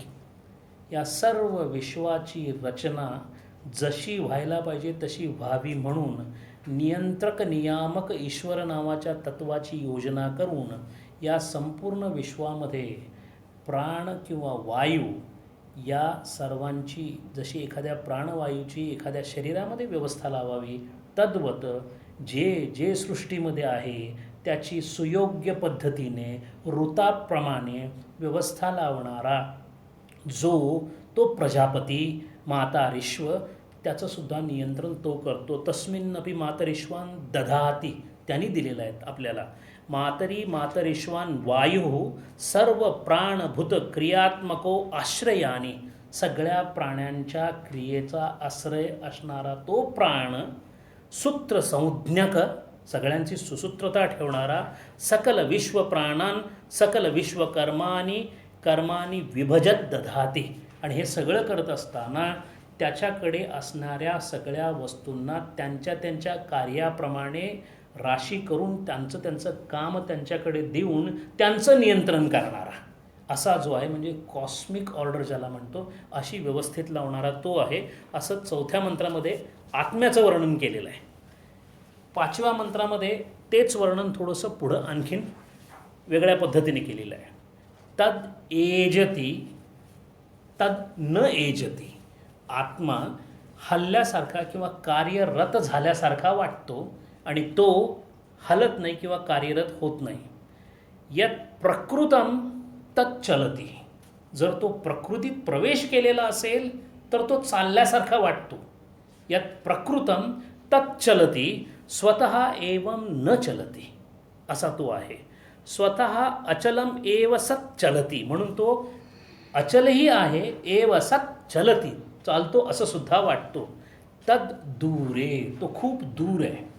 आत्ताच आपण त्याला प्रत्येक आत्मा म्हटलं, प्रत्येक म्हणजे जवळ असणारा आत्मा. मग तद दूरे कसं, त्याचं भगवत्पादाने असं सांगितले अविदुषाम ज्याला ज्ञान झालेलं नाही त्याच्या दृष्टीनं मात्र अविदुषाम वर्ष कोटी शतैही दूरम. तो त्याच्यापासून कैक कोटी शतवर्ष दूर आहे. कारण अनिरीक्षणत्वात तो निरीक्षण केला गेला नाही. निर म्हणजे अत्यंत शुद्ध सम्यक असं ईक्षण त्याचं झालेलं नाही, म्हणजेच त्याचं ज्ञान झालेलं नाही. या उलट विदुषाम जो ज्ञानी आहे त्याच्या बाबतीत अत्यंतमेव समीपे, कारण आकलनार्थत्वात त्याला त्याची अनुभूती आलेली आहे, त्याला मात्र ते अत्यंत जवळचं वाटतं. म्हणून कबीर म्हणतात तेरा मेरा मनवा कैसे एक होई रे, तू कहता कागज की लेखी मैं कहता आखन की देखी. मी अनुभूती घेतलेली आहे, तू त्याचं वर्णन वाचतोयस, त्यामुळे तद दूर आहे. आणि इथे मात्र कसं आहे समीप आहे. तुला दूर आहे, मला जवळ आहे. तद सर्वस्य अंतरस्य तदु सर्वस्य अस्य बाह्यतः. तो सर्वांच्या अंतरातही आहे, सर्वांच्या बाहेरसुद्धा तो व्यापून उरलेला आहे. कसा आतमध्ये आहे, निरातिशय सूक्ष्मत्वात प्रत्यगात्मत्वात अंतरस्य. प्रत्यगात्मा किंवा आत्मा म्हणून तो आत विराजमान आहे. आणि सर्वस्य जगतो नाम रूप क्रियात्मक स्वभावात अस्य बाह्यतो आकाशवत व्यापकत्वात. बाहेर असणाऱ्या पंचमहाभूतांकडे जर पाहिलं तर त्या पंचमहाभूतांची व्याप्ती अत्यंत मोठी असल्यामुळे त्या मोठ्या व्याप्तीला विराट असं म्हणतात. असं जे विराट स्थूल शरीर या संपूर्ण सृष्टीचं आहे त्याच्याकडे पाहिलं तर तो अस्य बाह्यतः सर्वतः असं वाटतं. तेच जर त्याच पंचमहाभूताच्या व्यष्टीकडे पाहिलं तर मात्र तो तेवढ्या अंतःकरण विच्छिन्न भागापुरतं पाहायला गेलं तर तो सूक्ष्मत्वात निरातिशयात असा वाटतो. आणि म्हणून साधनेचा किंवा उपासनेचा एक भाग असा आहे की जेव्हा एखाद्या देवतेची उपासना केली जाते तेव्हा माझ्यामध्ये असणाऱ्या पंचमहाभूतांना एक प्रकारचं व्यापकत्व देण्याचा मी प्रयत्न करतो. ज्या पृथ्वी तत्वाने हे शरीर बनलेलं आहे त्याच पृथ्वी तत्वातून येणारं अन्न खाऊन हे पृथ्वी तत्व साजरं होतं. म्हणजे या दोन पृथ्वी तत्वांचा एकामेकाशी असा अन्योन्य संबंध आहे. त्या जलाशिवाय मी जिवंत राहू शकत नाही, कारण या जलाला हे जलमय असून सुद्धा त्या जलाची या जलाला गरज आहे. अवकाश किंवा वायूचं जर आपण बघायला गेलं तर त्या अवकाशाची किती गरज आहे. माझ्या आजूबाजूला असणाऱ्या अवकाशामध्ये मी गमन करतो. ते अवकाश जर काढून घेतलं तर काय होतं हे फक्त ज्यांनी स्कॅन केलेलं आहे. स्कॅन करताना त्या माणसाला त्या ट्यूबच्या ह्याच्यात आत टाकतात. तिथं भयंकर क्लस्ट्रोफोबिक होतं. ते क्लस्ट्रोफोबिक वाटणं हे आतल्या आकाशतत्वाला बाहेरच्या आकाशतत्वाचं मिलन प्रतिबंध केल्यामुळे एक प्रकारची भीती वाटते. म्हणजे आपल्यामध्ये असणाऱ्या पंचमहाभूतांना विराट शरीरामध्ये असणाऱ्या पंचमहाभूतांशी मिळवणं ही स्वतःची व्याप्ती वाढवण्याची उपासना आहे. आणि म्हणून जेव्हा हिरण्यगर्भाची उपासना होते तेव्हा अनुरेणू या थोकडा तुका आकाशा एवढा असं तुकाराम महाराज म्हणतात. मी इतका व्याप्त झालो की सगळीकडे मीच भरून उरलो. आणि मी म्हणजे त्या ईश्वर स्वरूपात असल्यामुळे मग भरला घनदाट हरी दिसे असं स्वतःचं वर्णन केलेलं आहे. हरी दिसला आणि हरी मी होतो म्हणजेच मी सर्वत्र भरून पावलो. अशा पद्धतीने तदु सर्वस्य अंतरस्य तदु सर्वस्य अस्य बाह्यतः हे सगळं झाल्यानंतर हे आत्म्याचं वर्णन झालं. असं आत्म्याचं या पद्धतीचं दर्शन झालेला ज्ञानी प्रारब्धवशात अजूनही जर जिवंत असेल तर तो, कारण तो जर जिवंत नसेल तर तो ब्रह्मीभूत झालेला असेल, पण तो जर जिवंत असेल तर जो जीवनमुक्त आहे आणि ज्ञानी आहे तो लोकांकडे किंवा इथे चराचराकडे कशा पद्धतीने पाहतो, किंबहुना संतांची सगळ्यांच्याकडं बघण्याची दृष्टी काय असते हा 6वा मंत्र सांगतो. यस्तु सर्वानि भूतानि आत्मन एव अनुपश्यती. जिथे जिथे जळी स्थळी काष्ठी पाशाने जे जे काही दिसलं, म्हणून रमण महर्षींना लक्ष्मी नावाच्या गायीमध्ये केवळ आत्मा दिसला. इतरांना ती दूध देणारी गाय वाटली. आणि रमण महर्षींनी मात्र तिचा हा शेवटचा जन्म आहे म्हणून तिच्या कानामध्ये तिच्या मृत्यूसमयीचा मंत्रसुद्धा स्वतः म्हटला. आणि तिथेच सांगून टाकलं की ही मुक्त झालेली आहे. जे त्यांना दिसलं ते इतरांना न दिसण्याचं कारण इतर अज्ञानी होते, रमण महर्षी ज्ञानी होते. म्हणून ज्ञानी जेव्हा सगळ्यांकडे पाहतो, आणि म्हणून संत कनवाळू आहेत असं म्हणतात. संत दयाळू आहेत. संतांना सर्वांचा अत्यंत बुडती हे जन पाहवे ना डोळा असं तुकाराम जेव्हा म्हणतात तेव्हा त्यांची परिस्थिती ती ज्ञानाची आहे. म्हणून हे जन जे बुडत आहेत त्यांच्याबद्दल कळवळा वाटण्याचं कारण म्हणजे आत्मदर्शन न करता किती त्रासामधून समोर असलेली व्यक्ती जाती आहे, त्या उपाधीची त्यांना पूर्ण खात्री आहे आणि त्या उपाधीमध्ये असणाऱ्या आत्मतत्वाची खात्री आहे. आणि त्यांचा संबंध फक्त आत्मतत्वाशी असल्यामुळे कोणत्याही व्यक्तीबद्दल त्यांना कोणत्याही प्रकारची घृणा, मत्सर, राग, शोक, लोभ आलं गेलं राहिलं याबद्दल कोणत्याही प्रकारचं सोयरसुतूक वाटत नाही. म्हणून जेव्हा जेव्हा एखादा जीव पाहिला तेव्हा तेव्हा रामकृष्ण म्हणाले जीवसेवा ना ना शिवसेवा. आणि म्हणून विवेकानंद आणि रामकृष्ण दोघांनी सेवेला जे महत्त्व दिलेलं आहे,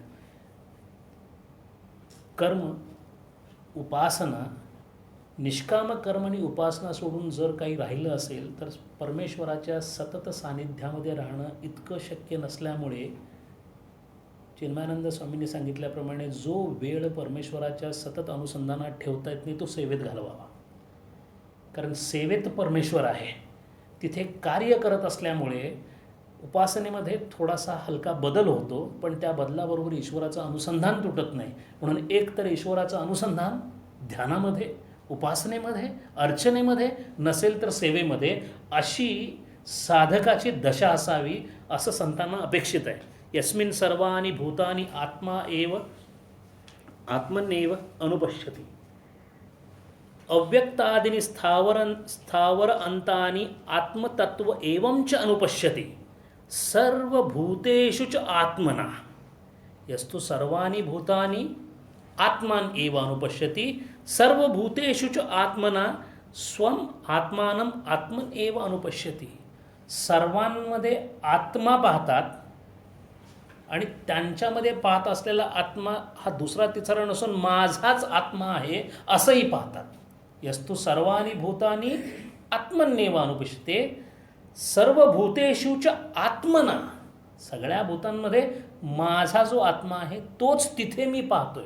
पहिल्यांदा त्यांना आत्मस्वरूपात पाहिलं, नंतर माझं आत्मस्वरूप म्हणजेच त्यांचं आत्मस्वरूप आहे याची सुद्धा अनुभूती घेतली. असं जे असतात त्यांना ततो न विजिगुप्सते. त्यांना आत्मनो अन्यत दृष्टी न घृणां भवेत. विशुद्ध निरंतर दृष्टी न घृणानिमित्तम. आत्मनो अन्यत दृष्टी, आत्मा सोडून जी दृष्टी आहे, म्हणजे ज्याला आत्म्याचं दर्शन झालेलं नाही. म्हणून वैष्णव जनतो तेने कहिये पीर पराई जाने रे. आणि जेव्हा दुसऱ्याची पीडा जे का रंजले गांजले त्यासी म्हणे जो आपुले. त्याला आपलं म्हणण्यासाठी त्याच्या दुःखाने नुसता कळवळा नाही आहे, तो माझाच आत्मस्वरूप आहे आणि म्हणून त्याला होत असणारं दुःख त्याच्याही पेक्षा जास्त तीव्रतेने मला जेव्हा जाणवतं तेव्हा स पश्यती य पश्यती. त्यांना जे दिसतं ते खरं दिसणं आहे असं गीता म्हणते. म्हणून आत्मनो अन्यत दृष्टी, आत्मा सोडून अन्य जर दृष्टी असेल, घृणां भावेत, तिथे घृणा असेल, पण विशुद्ध निरंतर दृष्टी न घृणा निमित्तम, कोणत्याही प्रकारचं घृणेचं निमित्त तिथं असणार नाही. म्हणून ततो न विजिगुप्सते. 7वा मंत्र आहे तो यालाच थोडंसं पुढच्या पातळीवर घेऊन जातो. ज्ञानाच्या दृष्टीला काय दिसतं जगामध्ये. यस्मिन् सर्वाणि भूतानि आत्मा एव अभूत विजानतः. तान्येव सर्वाणि भूतानि आत्मदर्शनात् आत्मेव आभूत आत्मेव संवृत परमार्थ विजानतः. विजानतः म्हणजे अनुभूती होणे. परमार्थाची अनुभूती झाल्यामुळे जे जे काही भूत आहे ते ते आत्मेव संवृत्तः, ते ते केवळ आत्म्यानेच आच्छादित केलेलं आहे. आता परत पहिला मंत्र येतो. ईशावास्यम इदम सर्वम, ते ज्ञानाला दिसतं. आणि ईशावास्यम इदम सर्वम वाटण्याचं कारण आत्मेव अभूद्विजानात. आत्मा एव भूत विजानातः असं ज्याचं होतं त्याची परिस्थिती अशी होते. तत्र क मोह कह शोक. जर असं असेल तर माझाच माझ्याशी मोह कसा होऊ शकेल, मीच माझ्याशी शोक कसा करू शकेन. द्वैतामध्ये मोह आहे, द्वैतामध्ये शोक आहे. आणि मोह शोक किंवा इत्यादी जे गुणधर्म अंतःकरणाचे आहेत ते लागण्यासाठी मी स्वतःला बाकीच्यांपासून वेगळा समजणं गरजेचं आहे. पण इथे वेगळ्याच्या ऐवजी मी सर्वांना मीच समजतोय, तेव्हा एकेत्वम अनुपश्यती असं असल्यामुळे न मोह न शोक एकत्वम अनुपश्यत. शोकम च मोहम च अविद्या कार्यम. शोकमोह हे कुणाचं कार्य आहे, जो अविद्येने ग्रासलेला आहे. शोकम च मोहम च अविद्याकारम इति असंभवात संसारस्य अत्यंतमेव उच्छेद कारणात. संसाराचा उच्छेद झालेला आहे. मुळासकट संसरते किंवा हे जे माया तत्वाखाली जे जे काय आहे ते संपूर्णपणे डोळ्यापासून निघून फक्त सर्वत्र आत्मतत्व ज्याला दिसतं त्याला कोणत्याही प्रकारच्या द्वैताच्या रोगांची लागण होत नाही, ज्यापैकी एक शोक एक मोह आहे आणि हा अनुपस्थित असतो तिथे. आणि म्हणून अशा प्रकारच्या द्वैतामध्ये असणाऱ्या धृतराष्ट्राने पुत्रमोहानी, पहिलाच श्लोक आहे, त्याला झालेला जो पुत्रमोह आहे तिथेच तो अविद्येने ग्रस्त आहे असं कळालेलं आहे. आणि म्हणून हा 7वा मंत्र जो आहे तो पुढे मग परत 8व्या मंत्रामध्ये जेव्हा घनीभूत होतो त्यावेळेला मात्र आत्म्याचं ज्याचं वर्णन करायला शब्द वेद तोकडे पडतात तिथे आपल्या समजुतीसाठी आपल्याला ज्या पद्धतीने आत्मा समजू शकेल अशा पद्धतीने इथं वर्णन केलेलं आहे. विवेकानंदांनी सांगितल्याप्रमाणे जर मुंगीला आत्मतत्व समजावं असं वाटलं तर ती त्या आत्मतत्वाची संकल्पना कशी करेल, तर ती म्हणे खूप मोठी मुंगी बघेल. तसं तिच्या बुद्धीला जशा मर्यादा असतील तशा मानवी बुद्धीला त्या तत्वाबद्दलच्या असणाऱ्या मर्यादा लक्षात घेऊन केवळ समजण्यासाठी त्या तत्वावर केलेले गुणधर्माचे जे काही थोडे बहुत आरोप आहेत त्याच्यातून त्या तत्वाचा साधारण आपल्याला अंदाज बांधता येतो. त्या अंदाजामध्ये ते असं म्हणतात सहपर्यगात परिआगात. सहपर्यगात पर्यगात परि आसमंतात आकाशद व्यापीही. तो सर्व परी म्हणजे सर्वत्र गेलेला गाथ परि आगात जो सर्वत्र गेलेला आहे म्हणजे जो सर्वत्र व्यापून राहिलेला आहे. शुक्रम इति ज्योतिष्मतम ज्याचं मूळ स्वरूप केवळ प्रकाशस्वरूप आहे, ज्याच्या असण्याने केवळ ज्ञानाचा उजेड पडतो असा जो आहे तो ज्ञानाचा उजेड असणारा ज्योतिष्मत दीप्तम शुक्रम इति आत्मतत्व. पुढे ते असं म्हणतात अकायम कोणत्याही प्रकारच्या शरीराने बद्ध नसणारा म्हणजे लिंग आणि सूक्ष्म शरीर वर्जित असं भगवत्पादाने त्याचं वर्णन केलेलं आहे. जो लिंग शरीराने वर्ज्य आहे, जो सूक्ष्म शरीराने वर्ज्य आहे असा तो अकायम आहे. पंचकोशाच्या अभ्यासाच्या दृष्टीने पाहिल्यानंतर शरीराचे जे 3 भाग केले गेलेले आहेत पैकी स्थूलाचा परिचय आपल्याला पूर्ण आहेच. सूक्ष्मामध्ये जो मनोमय कोशाचा विचार आहे, जिथे विचार आहेत आणि त्याच्या आतल्या बाजूला जे लिंग किंवा कारण शरीर आहे तिथे या सर्व स्थूलामध्ये झालेल्या घटना अत्यंत तरल स्वरूपामध्ये एखाद्या गाळणीत घातल्याप्रमाणे सूक्ष्म शरीराकडे जातात आणि त्या सूक्ष्म शरीरामध्ये जेव्हा परत ते गाळणीतून तत्वतः बाजूला काढले जातात तेव्हा अत्यंत अशा सूक्ष्म ज्याला लिंग रूप म्हणतात, लिंग म्हणजे खून साईन, अशा रूपाने ते त्या लिंग शरीरामध्ये राहतात आणि तिथं राहण्यासाठी जी घटना स्थूल शरीरामध्ये वारंवार घडलेली आहे ती सूक्ष्म शरीराकडे जाते.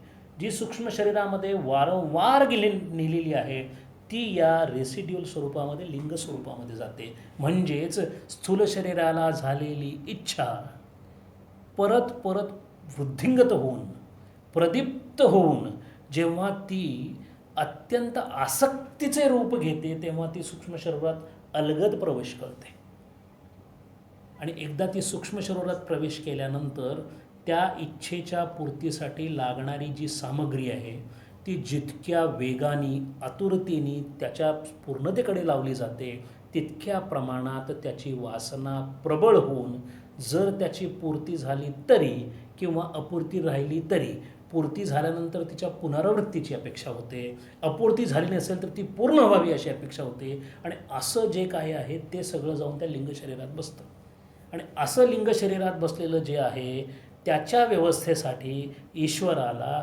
शरीराची परत योजना करावी लागते. अशा प्रकारच्या अन्नमय कोशापासून त्या आतल्या कोश आनंदमय कोशापर्यंत कोणत्याही कोशाशी संबंधित नसणारा आणि त्यातलं शरीर नसणारा असा हा आत्मा असल्यामुळे, कारण या शरीरानुसार असं सांगण्याचं कारण असं आहे की त्या काळी आत्म्याच्या ठिकाणाचा नेमकं आत्म्याचं ठिकाण कोणतं यावर बरेच वाद होते. बुद्धी हेच आत्म्याचं ठिकाण आहे असं मानणारे होते, शरीर हेच आत्म्याचं ठिकाण आहे असं मानणारे होते, अंतःकरण हेच फक्त आहे असं मानणारे होते, म्हणजे मन मानणारे, बुद्धी मानणारे, शरीर मानणारे. म्हणून या सगळ्या कोशांपासून मी वेगळा आहे असं सांगण्यासाठी त्याचं वर्णन अकायम अव्रणम अस्नाविरम.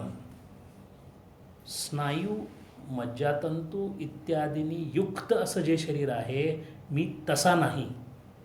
अस्नाविरम अव्रणम जिथे क्षती होऊ शकते असं कोणतंही शरीर मला नाही. याचाच अर्थ स्थूल शरीर वर्जित न हन्यते हन्यमाने, ज्याची कोणत्याही प्रकारची क्षती होऊ शकत नाही असा मी आहे. इथे स्थूल शरीर प्रतिषेध आहे असं आचार्य म्हणतात. पुढे शुद्धम अविद्यामलरहितम कारण शरीर प्रतिषेध. शुद्धम म्हणजे ज्याला कारण शरीर नाही तो शुद्ध. म्हणून जो मुक्त झाला त्याचं कारण शरीर संपलं, आणि कारण शरीर संपल्यामुळे पुन्हा पुन्हा संसरती याच्यासाठी कोणतंही कारण शिल्लक राहिलं नाही. आणि असा जो शुद्धम अविद्यामलरहितम म्हणजे ज्याच्यामध्ये अविद्ये नावाचं मल नाही असा तो शुद्धम अपापविद्धम, जोपर्यंत जीव या संकल्पनेमध्ये आहे तोपर्यंतच धर्म आणि अधर्म अशा दोन्ही गोष्टी आहेत. पण या दोन्हींचा उच्छेद करून यांच्या परे जो गेला त्याला ना धर्म नामय धर्मी नाही अधर्मी असं कबीर म्हणतात. याचं कारण मोको कहा ढूंढे रे बंदे मैं तो तेरे पास, मी प्रत्येकात्मा म्हणून मी तुझ्याजवळ आहे. मी या धर्मात पण नाही, मी या अधर्मात पण नाही. आणि म्हणून पुढे असं म्हणतात कबीर मनीषी. तो कबीर मनीषी म्हणजे तो क्रांतिदर्शी आहे. जे आपल्याला दिसत नाही ते त्याला दिसतं.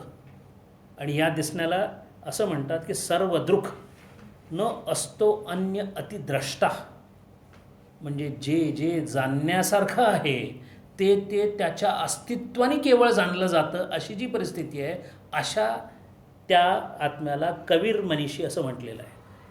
परिभू सर्वेषां परी उपरी, सर्वांच्यावर, परी भू स्वयंभू स्वयंएव भवती, त्याच्या असण्याला कारण नाही, कॉजलेस कॉज आहे ते.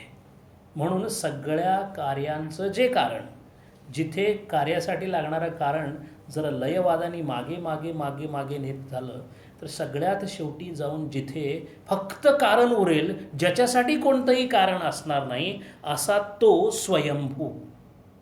आणि म्हणून ज्याच्या प्रकाशाने सर्व गोष्टी दीप्तिमान होतात पण ज्याच्या दीप्तमानासाठी कोणत्याही प्रकाशाची गरज नाही असा जो तो आत्मा स्वयंभू आहे. याथा तथ्यो अर्थान विदधाती, नित्यमुक्त सर्वज्ञ ईश्वराचं वर्णन आहे.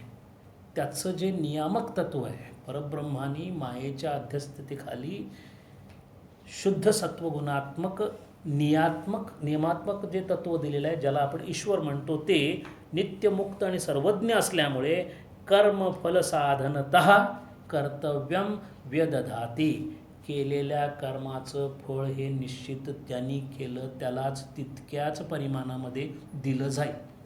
हा जो नियम आहे कर्म विपाकाचा सिद्धांत, तो सिद्धांत जो पाळतो, जो त्याचं अनुसरण करतो, जो त्याचं नियंत्रण करतो, जो मूलाधार स्थितोस नित्यम या भावनेने वावरतो, असा तो यात्या तथ्यो अर्थान विदधाती, प्रत्येक होत असलेल्या विश्वामधल्या प्रत्येक गोष्टीची व्यवस्था तो लावतो.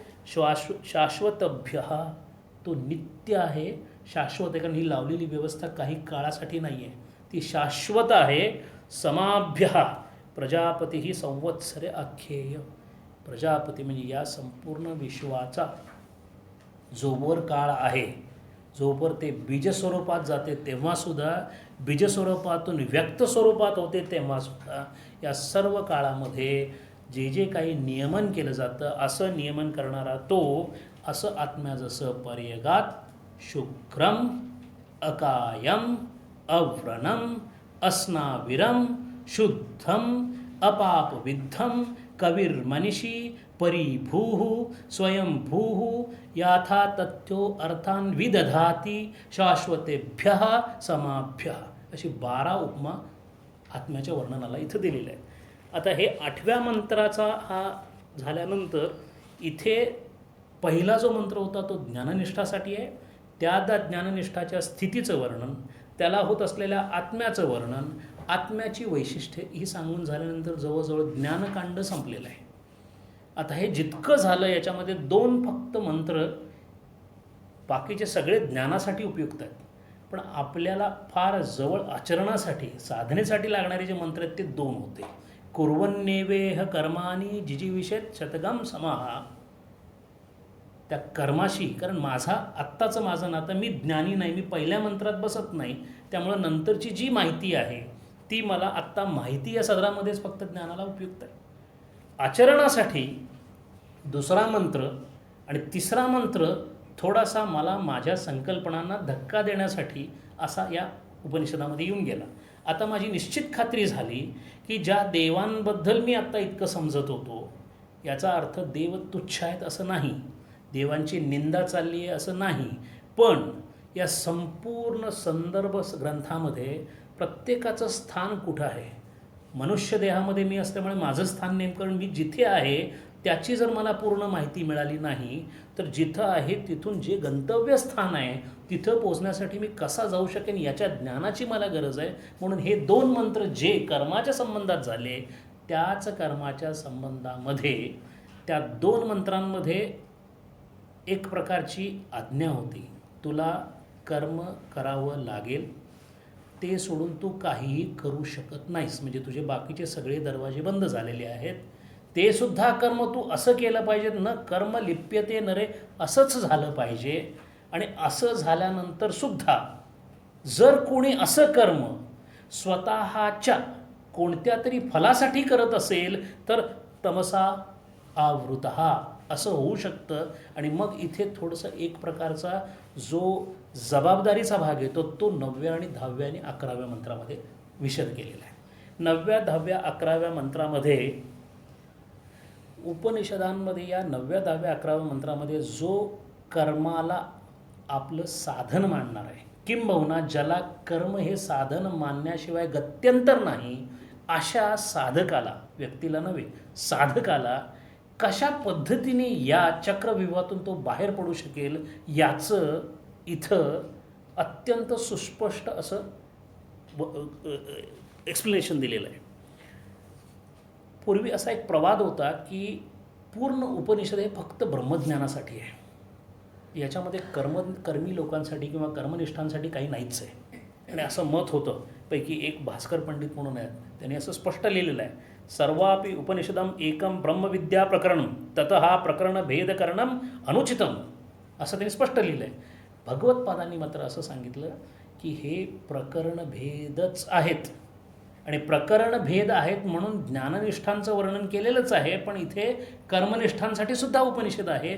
आणि म्हणून पुढे ते असं म्हणतात की प्रकरण विभागात अधिकारी भेद अनुस्युतः प्रथमो वेदार्थ ज्ञाननिष्ठा. भगवत्पाद सांगतायत की पहिला वेदांचा अर्थ आहे ज्ञाननिष्ठा, त्यांची पातळी उच्च आहे, ते ध्येय आहे.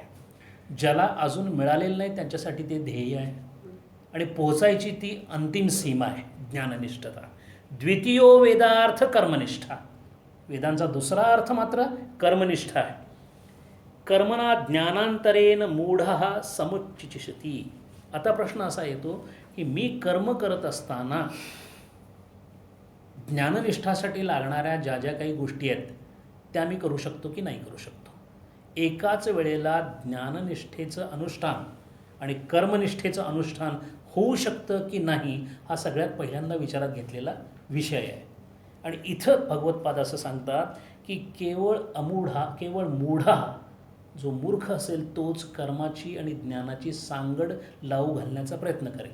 आणि त्याचं कारण असं सांगितलेलं आहे, कर्मासाठी लागणारी शस्त्र आणि ज्ञानासाठी लागणारी शस्त्र ही परस्पर विरोधी आहेत. कर्माला करता लागतो, ज्ञानाला करताच नाही. आणि करताच नसेल तर तो कर्म कसं करणार. त्यामुळं कर्म आणि ज्ञान याचा कधीही समुच्चय होऊ शकत नाही. समुच्चय विषय विरोधात कर्मनिष्ठ ज्ञाननिष्ठ एकत्रम न भवेत, एकत्र येऊ शकत नाही. आता इतकं एक क्लिअर झाल्यानंतर ते पुढं असं म्हणतात की आपल्यापुढे आता 3 मार्ग आहेत. एक ज्ञाननिष्ठता झाली, एक कर्मनिष्ठता, पण त्या कर्मनिष्ठतेमध्ये एक छोटासा उपमार्ग काढल्यासारखा दिसतो ज्याला उपासना असं म्हणतात. एका दृष्टीने पाहिलं तर उपासना कर्म आहे, म्हणून कर्म आणि उपासना कर्मनिष्ठेतच मोडतात. पण या कर्मनिष्ठेमध्ये कर्म आणि उपासना मग एकच आहेत का. आणि त्या एकच असतील तर मी केवळ कर्म केलं तर चालेल आणि उपासना सोडून देऊ का? किंबहुना केवळ उपासना करतो, कर्माचं काय काम आहे? आणि याचा आपल्या साधक म्हणून असलेल्या आयुष्यामध्ये किती उपयोग आहे हे पाहायचं असेल तर साधारण आपली एक अशी समजूत आहे की जर मी माझं कर्म व्यवस्थित करत असेन तर देवळात जाणे, परमेश्वराच्या समोर उभा राहणे, एखादी माळ घेऊन त्याचं नाम घेणे, जप घेणे, याच्याकडे एक थोडंसं दुर्लक्ष किंवा थोडंसं निरीच्छतेने पाहिलं जातं. त्याला कर्मकांडात मोडण्याची एक सवय आपल्याला लागली असते. ज्यांनी त्याचा खेळखंडोबा किंवा कर्मकांड केलेला आहे ती गोष्ट वेगळी, पण इतकं असूनसुद्धा जे भगवतपाद ज्यांचं आपण वाचतो, जे निर्गुण निराकाराचे पूजक होते, त्यांनी षोडशोपचार पूजा सांगितलेली आहे. त्यांनीच षोडशोपचार पहिल्यांदा सांगितलेली आहे. याचा अर्थ उपासना म्हणजे काय, कर्मयोग म्हणजे काय आणि ह्या दोहोंचा कर्मनिष्ठेमध्ये नेमकं स्थान काय हे पहिल्यांदा ईशावास्योपनिषदाने विशद केलेलं आहे. उपासना हे पृथक पृथक फलविभागेन, उपासनेचं फळ वेगळं आहे, कर्मयोगाचं फळ वेगळं आहे आणि म्हणून या दोहोंचा समुच्चय झालाच पाहिजे असं ईशावास्योपनिषद म्हणतं. कर्माचा आणि ज्ञानाचा समुच्चय होऊ शकत नाही. म्हणून हा संपूर्ण 3 मंत्र जे आहेत ते समुच्चिचिशया, समुच्चय करण्याच्या दृष्टीने इच्छेने हे 3 मंत्र सांगितलेले आहेत. आणि या 3 मंत्रांमध्ये आपल्याला जे पाहायचं आहे ते असं आहे की न्यायतः शास्त्रतः यस्य येन समुच्चय संभवती, तर्काणी किंवा शास्त्राच्या आधाराने जर पाहिलं तर कोणत्या 2 गोष्टींचा समुच्चय होतो आणि कोणाचा नाही हे पहिल्यांदा मला सांगा, म्हणजे मी साधना तरी चुकीची करणार नाही. आणि म्हणून असं असूनसुद्धा चुकीची साधना करणारे आहेत. आणि म्हणून उदाहरणादाखल आपण रावणाचं उदाहरण घेतलं होतं. केवळ उपासनेवर भर दिलेला, ज्याच्याकडे गणेशांनी सुद्धा नोकरी केली असं म्हणायला हरकत नाही, ज्यांनी लिहिलेली शिवस्तुती इतकी मोठी मानली जाते, असा रावण केवळ निषिद्ध कर्मामुळे बाजूला गेला. त्यानं समुच्चय झालं नाही, कर्म आणि उपासना याचा समुच्चय झाला नाही. आणि म्हणून स्वतंत्र फलप्राप्तत्वात अंग अंगी संबंधम न शक्नुमः, जर 2 गोष्टींना स्वतंत्रपणे फल देण्याची क्षमता नसेल तर त्यांचं एकत्रीकरण होऊ शकत नाही. माझा हात हा अंगी आहे, अंग आहे आणि हे शरीर अंगी आहे, कारण याला स्वतंत्र असं अस्तित्व नाही, स्वतंत्र फल देण्याची काही शक्यता नाही, याला स्वतंत्र फल देण्याची शक्यता आहे. म्हणून शरीर अंगी आहे, हे अंग आहे. तसं जो केवळ कर्म करतो आणि उपासनेला दुर्लक्षतो तो त्याला अंग समजतो कर्माचं आणि सोडून देतो. कारण असं करायचं नाही, कारण ते अंग नाही आहे, ते अंगी आहे आणि हे अंगी आहे. कर्माचे फळ वेगळं आहे आणि कर्माचं फळ कोणतं आहे ते पुढं सांगितलेलं आहे.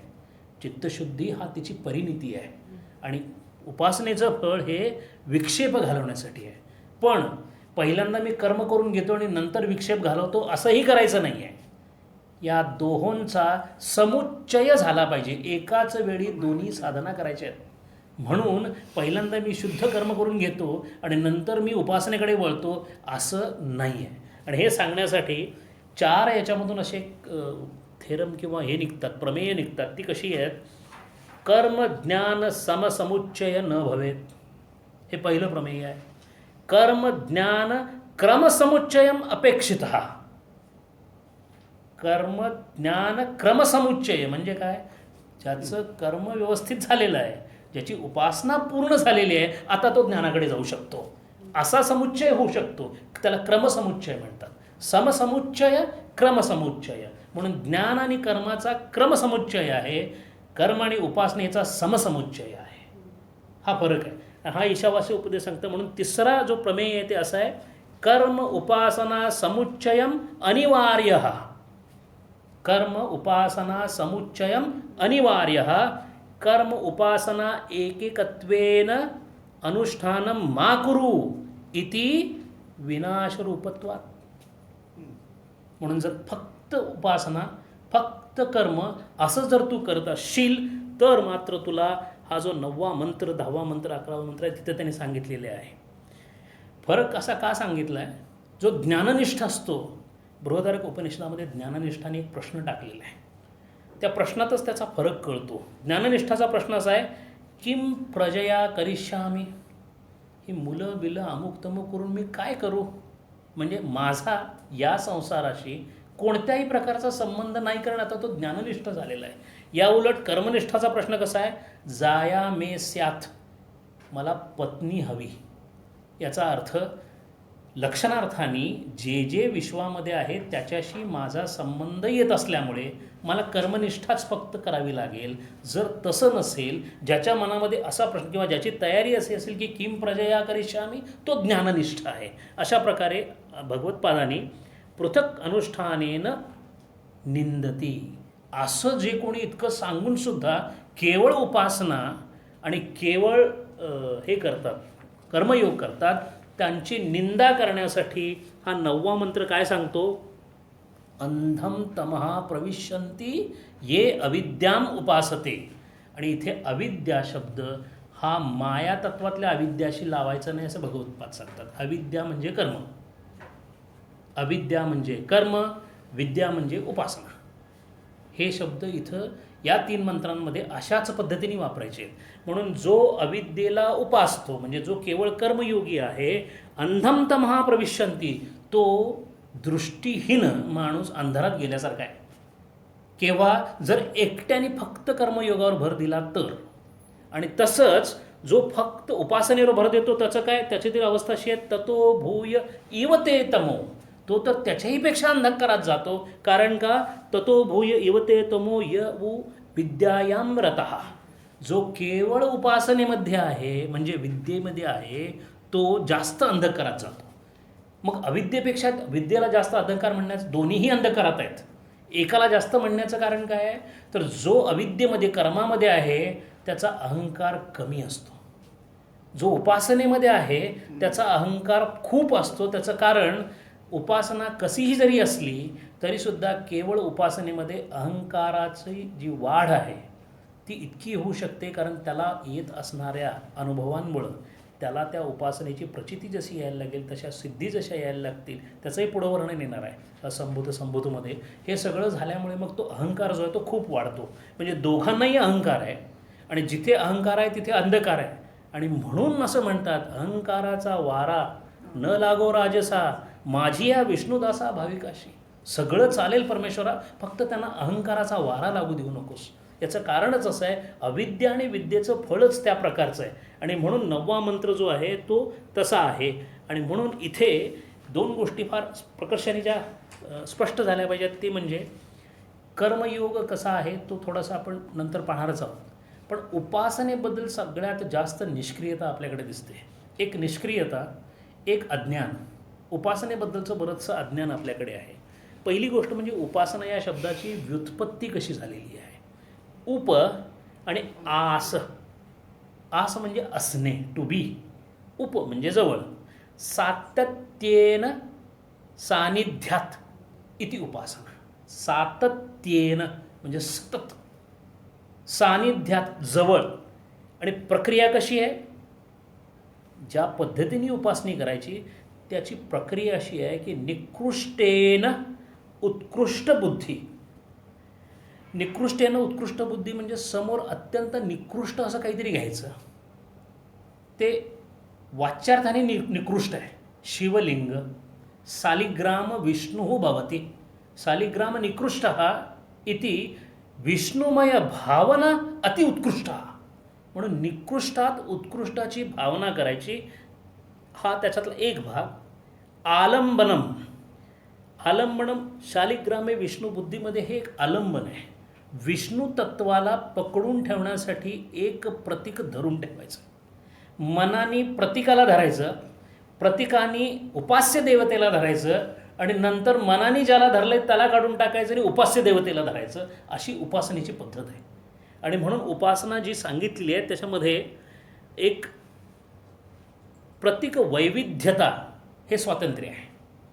आणि म्हणून कोणत्या प्रतीकावर उपासना व्हावी, ती प्रतीक काहीही असू शकतं. यंत्रापासून तंत्रापर्यंत, विष्णूपासून गणपतीपर्यंत, ललितापासून रुक्मिणीपर्यंत काहीही असू शकतं. म्हणून कदाचित आपल्याकडे इतके देव असण्याचं एक कारण उपासनेसाठी फक्त आलंबन म्हणून जे जे चराचरामध्ये आहे, मग त्यातलं नेमकं कोणतं घ्यावं? जे स्वधर्माला स्वभावाला अनुसरून प्रारब्धवशात केलेल्या किंचित उपासनेमुळे ज्याच्यामध्ये आपल्याला, म्हणून एखादा देव प्रचंड आवडतो, असा कोणताही प्रतिकात्मक देव असेल तरी सुद्धा तो करता येतो. आणि पण करता त्याची पद्धत कशी आहे? तैलधारावत तुल्य प्रत्यय संतत्ती, तेलाच्या धारेप्रमाणे तुल्य संतत प्रतत्ती, त्याचंच फक्त, म्हणून त्याला इष्टदेवता म्हणतात. इष्टदेवतेचं संतत तेलधारेप्रमाणे सतत ध्यान करत राहणे, आणि ते करत असताना अस्यम असंकीर्णच, दुसऱ्या कोणत्याही देवतेचं सुद्धा ध्यान तिथे येता कामा नये. अशा पद्धतीने उपासना आहे. त्याचे प्रकार जे आहेत ते 3 आहेत. अहम ग्रह उपासना. अहंग्रह ग्रहती गृह्णाती, म्हणजे ज्या उपास्य देवतेची मी उपासना करणार ती उपास्य देवता माझ्यामध्ये, अहम ग्रह, ती माझ्यामध्ये आलेली आहे अशी संकल्पना करून उपासना करणे. गायत्री मंत्राची उपासना अशी करतात. भर्गो देवस्य धीमहि, तुझा जो भर्ग आहे, तुझा जो उत्सृज प्रकाश आहे, तू ज्ञानमय प्रकाशरूप जसा आहेस असा हे सवित्रा इथे धीमध्ये, माझ्या बुद्धीमध्ये तू स्थान ग्रहण कर. अशा पद्धतीने अहंग्रह उपासना आहे. दुसरी प्रतीक उपासना आहे. प्रतीक उपासना म्हणजे प्रति एक, एकाकडे जे ध्यायते मनहा प्रति एक असं असेल तर ती प्रतीक उपासना आहे. आणि तिसरी कर्मांगावबद्ध उपासना ही अलीकडे केली जात नाही. यज्ञाचं कार्य करणारा, यज्ञ कर्म करताना त्याच्यानंतर काहीसा वेळ काढून बाजूला उपासनेला बसतो, त्यावेळेला दोन्ही यज्ञकर्म आणि उपासना एकाच वेळेला होते त्याची. आणि म्हणून असं 3 प्रकारचे हे आहेत. याची प्राप्ती काय आहे? विद्यया देवलोकाः, ज्या उपास्य देवतेची उपासना करतो त्या उपास्य देवते सम भक्त बनतो, हेच त्याची फलप्राप्ती आहे. म्हणजे देवता प्राप्ती. विद्यया देवलोकः, मी विष्णूची प्रार्थना केली, मी विष्णुमय झालो. म्हणून आपण तो जेव्हा तिथं गेला तेव्हा त्याला कैलासवासी, वैकुंठधामी, गोधामी, म्हणजे कृष्णाची उपासना करणारा कृष्णाजवळ, कृष्णाप्रमाणे, आणि जाण्यामध्ये तो पहिल्यांदा त्याच्या लोकात सलोकता, त्याच्या रूपात स्वरूपता, आणि मग सायुज्यता. म्हणजे तोच देव पहाया गेलो, देवची होऊनी ठेलो, ही या उपासनेचं फल आहे. म्हणून विद्येने मिळणारं फल जे आहे ते असं आहे. आणि मग संशय काय येतो उपासनेमध्ये? विकल्पः अवशिष्ट फलत्वात. या देवाची प्रार्थना केल्यानंतर, उपासना केल्यानंतर काहीतरी चांगलं मिळतं आणि याची जरा कमी मिळतं, असं ब्रह्मसूत्र असं सांगतं की असं कधीही उपासनेमध्ये विचार करून चालत नाही. एकदा इष्ट देवता धरली आणि एकदा त्याच्यावर आपण नजर केंद्रित केली तर उपासनाच्या घटक असे आहेत. उपासना घटकम पूर्ण श्रद्धात्मकः, त्याच देवावर. आणि त्या देवावर कसली श्रद्धा ठेवावी असं शास्त्रात दिलं आहे की आध्यात्मिक प्रश्नच केवळ त्याच्याकडे टाकायचे नाहीत, लौकिक प्रश्नसुद्धा इष्टदेवतेला अर्पण करायचे. मला त्रास होतो, मी आजारी पडते आहे, मला पैसे कमी पडतात, या लौकिक प्रश्नापासून, म्हणजे हे लौकिक प्रश्न फार गौण आहेत असं समजण्याचं कारण नाही. आणि याचं खुलासा करताना असं सांगितलं आहे, आध्यात्मिक प्रश्न पडत नाहीत, लौकिक काही सांगत नाही, मग राहिले काय उपासनेमध्ये? म्हणून त्या उपास्य देवतेला आपल्याला पडणारे लौकिक आणि आध्यात्मिक असे दोन्ही प्रश्न त्याला सांगावेत. आणि एक श्रद्धाभाग झाला आणि दुसरा स्मरण, नित्यस्मरणम. आणि नित्यस्मरण तदामी बुद्धियोगम, सतत जर स्मरण करत असशील तर मी तुझ्या बुद्धीमध्ये स्थित होऊन हे पार्था तुझं नियंत्रण मी करतो, असं स्वतः भगवान सांगतात. त्यामुळे असं ज्या ज्या प्रकारे या उपासना घटकांची 2 ज्यांनी खात्री ठेवलेली आहे त्याला प्राप्ती काय मिळते तर विद्यया देवलोकः. आणि असा जो देवलोकाला जाणारा आहे त्यांनी जर चित्तशुद्धी बाजूला ठेवली असेल, म्हणजे कर्मयोग बाजूला ठेवला असेल, अंधम इव ते तमोहो, ततो भूय इव ते तम, ते त्याच्यापेक्षाही अंधारात जातात. पण जर या दोन्हीचा समुच्चय केला असेल तर मात्र चित्तातील मल जाऊन मलदोष निवृत्त झाल्यामुळे शुद्ध चित्तम, विक्षेप भाव गेल्यामुळे स्थिरता, आणि हे दोन झालं की कर्मनिष्ठ ज्ञाननिष्ठाच्या जवळ जाऊन पोहोचतो. असा 9व्या 10व्या मंत्राच्या साठी लागणाऱ्या उपासनेचा अर्थ आहे. मंत्र पुढच्या वेळेला पाहूया. हरिओम. ओम पूर्णमद पूर्णमिदं पूर्णात् पूर्णमुदच्यते पूर्णस्य पूर्णमादाय पूर्णमेवावशिष्यते. ओम शांति शांति शांति.